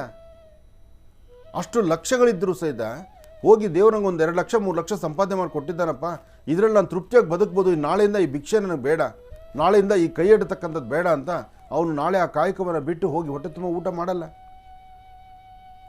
ಒಳ್ಳೆ ಹೋಟ್ಲಲ್ಲಿ ರಾಯಲಾಗಿ ತಿನ್ನಲ್ಲ, ಒಂದು ಚಿಕ್ಕದಾಗಿರ್ತಕ್ಕ ಒಂದು ಶೀಟ್ ಮನೆಯೋ ಒಂದು ಗುಡಿಸ್ಲು ಹಾಕೊಂಡು ಬದುಕಲ್ಲ. ಆ ಚಳಿ ಗಾಳಿ ದೇವಸ್ಥಾನದ ಮೂಲೆಗಳಲ್ಲೂ ಎಲ್ಲೋ ಒಂದು ಕಡೆ ಅಲ್ಲೇ ಮುದುರ್ಕೊಂಬಲ್ಕೋತಾನೆ. ಆದರೆ ಅವನು ಗೋಣಿ ಚೀಲ ಅವ್ನು ಕೂತಿರ್ತಾರಲ್ಲ, ಆ ಕೂತಿರೋ ಚೀಲ ತರಡೆ ಇರತಕ್ಕಂಥ ದುಡ್ಡು ಅವನಿಗೆ ಯಾರಿಗೆ ಗೊತ್ತೇ ಇರೋದಿಲ್ಲ. ಬರೀ ಅವ್ನು ಕೂಡಿಡೋದಷ್ಟೇ ಲೆಕ್ಕ. ಅಂತಹದ್ರಲ್ಲಿ ಒಂದಷ್ಟು ಜನ ಪುಣ್ಯಾತ್ಮರು ಇದ್ದಾರೆ, ಅದು ನನ್ನ ಕಿವಿ ಬಿದ್ದಿದೆ. ದೇವಸ್ಥಾನ ಮುಂದೆ ಭಿಕ್ಷೆ ಬೇಡಿ ದೇವಸ್ಥಾನವನ್ನು ಕಟ್ಟಿರ್ತಕ್ಕಂಥವ್ರು ಇದ್ದಾರೆ. ದೇವಸ್ಥಾನ ಮುಂದೆ ಭಿಕ್ಷೆ ಬೇಡಿ ಇನ್ನೊಬ್ಬರಿಗೆ ಅನ್ನದಾನ ಮಾಡಿರ್ತಕ್ಕಂಥವ್ರು ನೋಡಿದ್ದೇನೆ. 4-6 ದಿನ ಬೆಳಗಾದರೆ ತನ್ನ ಕಾಯಕ ಭಿಕ್ಷೆ ಅಂತೆಲ್ಲ ತಿಳಿದು ತನಗೆ ಇದೇ ವೃತ್ತಿ ಇದೇ ಜೀವನ ಅಂತ ಮಾಡಿ ಭಿಕ್ಷೆಯನ್ನು ಎತ್ತಿ ಇನ್ನೊಬ್ಬರ ಆರೋಗ್ಯ ಸರಿಯಿದೆ ಅಂದಾಗ ಅವರಿಗೆ ವೈದ್ಯನಾಗಿದ್ದಾನೆ. ಎಲ್ಲರಿಗೂ ಜೀವನ ಹೀಗಿದೆ. ಅದರಿಂದ ನಾವು ಕಲ್ತ್ಕೋಬೇಕಾದ್ದು, ನಾವು ನಡಿಬೇಕಾದ್ದು, ನಮ್ಮ ಬದುಕನ್ನು ಸಾರ್ಥಕತೆ ಮಾಡಿಕೊಳ್ಬೇಕಾದ್ದು. ನಾವು ಯಾರನ್ನೂ ಮೆಚ್ಚಿಸ್ಲಿಕ್ಕಾಗೋದೇ ಇಲ್ಲ, ಎಲ್ಲರನ್ನೂ ತೃಪ್ತಿ ಕೊಡೋಕ್ಕಾಗೋದೇ ಇಲ್ಲ. ಯಾಕೆ ಮಾತು ಹೇಳ್ತೇನೆ ಅಂದರೆ, ಮೊನ್ನೆ ಲಕ್ಷ್ಮೀ ಬೋರಹ ಸ್ವಾಮಿ ಸಾಲಿಗ್ರಾಮದ ಸಮಯದಲ್ಲಿ ಅಷ್ಟು ವ್ಯವಸ್ಥೆ ನಾವು ಮಾಡಿದ್ವಿ. ನನಗನ್ನಿಸ್ತು, ನಾನು ಇನ್ನೊಬ್ಬರು ಹೇಳುವಂಥ ಶಬಾಷ್ಗಿರಿ ಕೇಳೋವನಲ್ಲ ನಾನು. ನಮ್ಮ ಯೋಗ್ಯತೆಗೆ ಮಿತಿಮೀರಿ ನಾನು ಮಾಡಿದ್ದೀನಿ ಅನ್ನೋದು ನನಗೆ ಆತ್ಮತೃಪ್ತಿ ಇತ್ತು. ಅಂತಹದ್ರಲ್ಲೂ ಒಂದಷ್ಟು ಜನ ಹೆಣ್ಣುಮಕ್ಕಳು, ಒಂದಷ್ಟು ಜನ ಪುರುಷರು ನಾಲ್ಗೆ ಹೋದಂಗೆ ಮಾತಾಡಿದ್ರು. ಅವ್ರ ಮಾತಿಗೆ ಲಿಮಿಟೇ ಇಲ್ಲ. ಆದರೆ ನನ್ನ ಹತ್ರ ಮಾತಾಡ್ತಿರಲಿಲ್ಲ. ಅಲ್ಲಿ ಪಾಪ ವಾಲಂಟಿಯರ್ಸ್ ಇರ್ತಿದ್ರಲ್ಲ, ಆ ಹೆಣ್ಣು ಮಕ್ಕಳ ಹತ್ರನೋ ಅಥವಾ ಗಂಡು ಮಕ್ಕಳ ಹತ್ರ ಬಾಯಿ ಹೋದಂಗೆ ಮಾತಾಡ್ತಿದ್ರು. ಹೊರಗಡೆ ಹೋದರೆ 2 ಇಡ್ಲಿ ತಿನ್ನೋಕ್ಕೆ ಕೈಲಾಗಲ್ಲ ಅವರಿಗೆ. ಮನೆಯಲ್ಲಿ ಅವ್ರನ್ನ ಒಂದು ದಿವಸಕ್ಕೂ ಕೂಡಿಸೋನು ಕಾಫಿ ಕೊಡೋದಿಲ್ಲ. ಅಲ್ಲಿ ಬಂದು ಮಾತಾಡಿರೋರ ಪರಿಸ್ಥಿತಿ ಹೇಗಿರುತ್ತೆ ಅಂದರೆ, ಮನೆಯಲ್ಲಿ ಅವ್ರನ್ನ ಕೂತ್ಕೊಳ್ಳೋಕ್ಕೂ ನಿಂತ್ಕೊಳ್ಳೋಕ್ಕೂ ಬಿಡಿದ್ರೆ ಚೀ ಇತ್ತು ಅಂತ ಬೈದು ಮೂಲೆ ಸೇರಿಸ್ತಾ ಇರ್ತಾರೆ. ಅಲ್ಲಿ ಮನೆಯಲ್ಲೂ ಅವರು ಸಮಾಧಾನವಾಗಿ ಇರ್ಲಿಕ್ಕೆ ಆಗೋದಿಲ್ಲ. ಹುಟ್ಟುಗುಣ ಸುಟ್ಟರು ಹೋಗೋದಿಲ್ಲ. ಅಂತಹವ್ರು ಬಂದು ಇಲ್ಲಿ ಆ ದೌರ್ಜನ್ಯದ ಆ ಒಂದು ಕೆಟ್ಟ ಮಾತುಗಳನ್ನು ಮಾತಾಡ್ತಿರ್ತಾರೆ. ನಾನು ಇದನ್ನೇ ಹೇಳಿದೆ ಅವರಿಗೆ. ಅಂಥವ್ರು ಪಾಪ ನಮ್ಮ ವಾಲಂಟಿಯರ್ಸ್ ಬಂದು ಕಣ್ಣೀರು ಹಾಕ್ಕೊಟ್ರು. ನೋಡಿ ಗುರುಗಳೇ, ಹೀಗೆಲ್ಲ ಮಾತಾಡ್ಬಿಟ್ರು, ಈ ಥರ ಮಾತಾಡ್ಬಿಟ್ರು, ಹಾಗೆ ಮಾತಾಡಿದ್ರು. ಒಬ್ಬರಂತೂ ಹೊಡಿಲಿಕ್ಕೆ ಬಂದುಬಿಟ್ಟಿದ್ರು. ಅದಕ್ಕೆ ನಾನು ಒಂದೇ ಮಾತು ಹೇಳಿದೆ, ಇದನ್ನೇ ಅವ್ರ ಮನೆಯಲ್ಲಿ ಮಾಡ್ತಾ ಇರೋದ್ರಿಂದ ಅವ್ರ ಮನೇಲಿ ಇಟ್ಕೊಳ್ದಿರಾ ಆಶ್ರಮಕ್ಕೋ ಎಲ್ಲ ಮನೆ ಬಿಟ್ಟು ಹೋದರೆ ಸಾಕು ಅಂದೇಳಿ ಮನೆ ದೊಣ್ಣೆ ಹಿಡ್ಕೊಂಡು ಓಡಾಡಿಸ್ತಾ ಇರ್ತಾರೆ ಅವ್ರನ್ನ. ಎಲ್ಲೋ ಸ್ವಲ್ಪ ನೆಮ್ಮದಿ ಸಿಗಲಿ ಅಂತ ಇಂಥ ಜಾಗಕ್ಕೆ ಬರ್ತಾರೆ. ನೆಮ್ಮದಿ ಸಿಗಲಿ ಅನ್ನೋ ಮನಸ್ಸು ಮಾತ್ರ ನೆಮ್ಮದಿಯಾಗಿ ಹೋಗಲ್ಲ ಅವರು. ಯಾಕೆಂದರೆ ಹುಟ್ಟುಗುಣ ಅದೇ ನಡೀತಿರುತ್ತೆ. ಭಗವಂತ ಅದನ್ನೇ ಬರೆದಿಟ್ಟಿರ್ತಾನೆ. ಅದಕ್ಕೆ ತಲೆ ಕೆಡಿಸ್ಕೊಳ್ಬಾರ್ದು. ನಮ್ಮ ಕಾಯಕವನ್ನು ಲೋಪವಿಲ್ಲದಂಥ ರೀತಿ ನಾವು ಮಾಡಬೇಕು ಅಷ್ಟೇ. ಅದರಿಂದ ಸಾರ್ಥಕತೆ ಬೇಕು ಬೇಡಗಳನ್ನು ಅವ್ರು ತಗೊಳ್ತಾರೆ. ಯಾರಿಗೆ ಅನುಕೂಲವೋ ಅನನುಕೂಲವೇನೋ ಅದು ಅನಂತರ ಆ ಮುಂದಿನ ಕತೆ ಇರಲಿ. ವಿಚಾರ ಸಾಕಷ್ಟು ಇದೆ. ಒಳ್ಳೆಯದಾಗಲಿ. ಇನ್ನು ಬಹಳ ವಿಶೇಷವಾಗಿ ಇಂದಿನ ಭಾಗದಲ್ಲಿ ದಿನ ವಿಶೇಷವನ್ನು ಪ್ರಾರಂಭವನ್ನು ಮಾಡಿದರೆ ಅದರ ಜೊತೆ ಸಾಕಷ್ಟು ಮಾಹಿತಿಗಳನ್ನು ಕೂಡ ತಿಳಿಸ್ತಾ ಇದ್ರು. ಈಗ ಪಂಚಾಂಗ ಶ್ರವಣವನ್ನು ಪ್ರಾರಂಭ ಮಾಡಬೇಕು. ಗುರುಗಳೇ, ಪಂಚಾಂಗ ಶ್ರವಣವನ್ನು ಪ್ರಾರಂಭ. ಖಂಡಿತ. ಭಗವತೀಂ ಶ್ರೀಂ ಲಲಿತಾ ರಾಜರಾಜೇಶ್ವರಿ ನಮಃ. ನಾಳೆ ಗುರುವಾರ, ಗುರುರಾಯರ ವಾರ. ಭಗವಾನ್ ಶಿರಡಿ ಸದ್ಗುರು ಸಾಯಿನಾಥರನ್ನು ಆರಾಧನೆ ಮಾಡ್ತಕ್ಕಂಥ ವಾರ. ದೇವರ ಕೃಪಾ ಕಟಾಕ್ಷದಿಂದ ಮನುಷ್ಯ ಹಾಕುವ ಹೆಜ್ಜೆನಲ್ಲಿ ಗುರುವಿನ ಅನುಗ್ರಹವನ್ನು ಪಡಿತಕ್ಕಂಥ ವಾರ. ಆದರೆ ಇವತ್ತು ಬುಧವಾರ, ಮಹಾವಿಷ್ಣು ಆರಾಧನೆ ಮಾಡ್ತಕ್ಕಂಥ ವಾರ. 2 ತುಳಸಿ ದಳವನ್ನು ವಿಷ್ಣು ಪಾದದ ಮೇಲಿಟ್ಟು ಪ್ರಾರ್ಥನೆ ಮಾಡ್ತಕ್ಕಂಥ ವಾರ. ಆದರೆ ಒಂದಷ್ಟು ಜನಕ್ಕೆ ಇದು ಮಂದಗತಿಯಲ್ಲಿ ಸಾಗುವಂಥ ವಾರ ಬುಧವಾರ ಬಂತು ಅಂದರೆ ಒಂದಷ್ಟು ಮೈಕೈ ನೋವು, ಒಂದಷ್ಟು ಬಾಧೆ, ಬೆಳಗ್ಗೆ ಡ್ಯೂಟಿಗೆ ಹೋಗೋ ನಿಧಾನ ಅಥವಾ ಕೆಲಸ ಕಾರ್ಯಗಳಿಗೆ ಒಂದು ರಜಾ ಹಾಕುವಂಥದ್ದು, ಏನೋ ಒಂದು ಹೇಳಬೇಕಂದ್ರೆ ಒಂಥರ ಮಂದಗತಿ ಅಂತೆಲ್ಲ ಹೇಳ್ತಾರೆ. ಇದು ತುಂಬ ಜನಗಳ ಬಾಯಲ್ಲಿ ಬಂದಿರತಕ್ಕಂಥ ಮಾತು. ಆದರೆ ಒಂದಷ್ಟು ಜನಕ್ಕೆ ಬುಧವಾರ ಬಂತು ಅಂದರೆ ಅದರ ಆನಂದವೇ ಬೇರೆ. ಓಂ ಹರಿಹರ ಪುತ್ರಾಯ ಪುತ್ರಲಾಭಾಯ ಮಹಾಶಾಸ್ತ್ರ್ಯಂ ಶತ್ರು ವಿನಾಶನಾಯ ಪ್ರತ್ಯಕ್ಷ ಶೂಲವಿಧಾಯ ಮದಗಜ ವಾಹನಾಯ ವರವರದ ಸರ್ವಜನಮೇ ವಶಮಾನಾಯ ಸ್ವಾಹ. ಹರಿಹರ ಪುತ್ರ ಅಯ್ಯಪ್ಪ ಸ್ವಾಮಿಯ ಆರಾಧನೆಗೆ ಬುಧವಾರ ಬಹಳ ವಿಶೇಷ ಅಂತಲೂ ಹೇಳ್ತಾರೆ. ಬುಧವಾರ ಶನಿವಾರ ಬಂತು ಅಂದರೆ ಅಯ್ಯಪ್ಪನ ವಿಶೇಷ. ಶ್ರೀ ಶೋಭಕೃತ್ ನಾಮ ಸಂವತ್ಸರೆ ಉತ್ತರಾಯಣಿ ಗ್ರೀಷ್ಮ ಋತು ಆಷಾಢ ಮಾಸ ಕೃಷ್ಣ ಪಕ್ಷ 12/7/2023 ಬುಧವಾರ ಪಂಚಮಿ, ಬುಧವಾರ ದಶಮಿ, ಭರಣಿ ನಕ್ಷತ್ರ. ಇವತ್ತು ಭರಣಿ ನಕ್ಷತ್ರವಾದ್ದರಿಂದ ಭರಣಿ ನಕ್ಷತ್ರದಲ್ಲಿ ಜನಿಸಿದವರು ಧರಣಿಯನ್ನು ಆಳ್ತಾರೆ. ಧರಣಿ ಅಂದರೆ ರಾಜ್ಯ. ಇದು ನಾನು ಹೇಳ್ತಾನೆ ಬಂದಿದ್ದೀನಿ. ಯಾರೆಲ್ಲ ಭರಣಿ ನಕ್ಷತ್ರದವರಿದ್ದೀರಿ, ಯಾರೆಲ್ಲ ಇವತ್ತು ಹುಟ್ಟುಹಬ್ಬವನ್ನು ಆಚರಣೆ ಮಾಡ್ಕೊಳ್ತಿದ್ದೀರಿ, ನಿಮ್ಮೆಲ್ಲರಿಗೂ ಸಹಿತ ಒಳ್ಳೆಯದಾಗಲಿ, ಶುಭವಾಗಲಿ.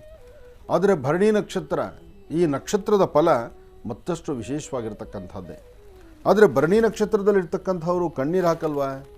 ಸಮಸ್ಯೆಗೆ ಈಡಾಗಲ್ವಾ? ಸಮಸ್ಯೆಗೂ ಈಡಾಗ್ತಾರೆ, ಕಣ್ಣೀರು ಹಾಕ್ತಾರೆ, ಸಮಸ್ಯೆನೂ ತಂದುಕೊಡ್ತಾರೆ. ನಕ್ಷತ್ರ ಮತ್ತು ಆಯಾ ಕಾಲದ ದಶಾಭುಕ್ತಿ, ಮನುಷ್ಯನ ಭವಿಷ್ಯತ್ತು, ಪ್ರತಿಯೊಬ್ಬ ವ್ಯಕ್ತಿಯ ಒಂದಷ್ಟು ಭವಿಷ್ಯತ್ತು ನೋಡಿ. ಮಹಾನಕ್ಷತ್ರದಲ್ಲಿ ಜನಿಸಿದ್ರೆ ಎಲ್ಲವೂ ಅದೃಷ್ಟವ? ಇದು ತುಂಬ ಜನಗಳ ಮಾತು. ನಮ್ಮದೇನು ಮಹಾನಕ್ಷತ್ರ.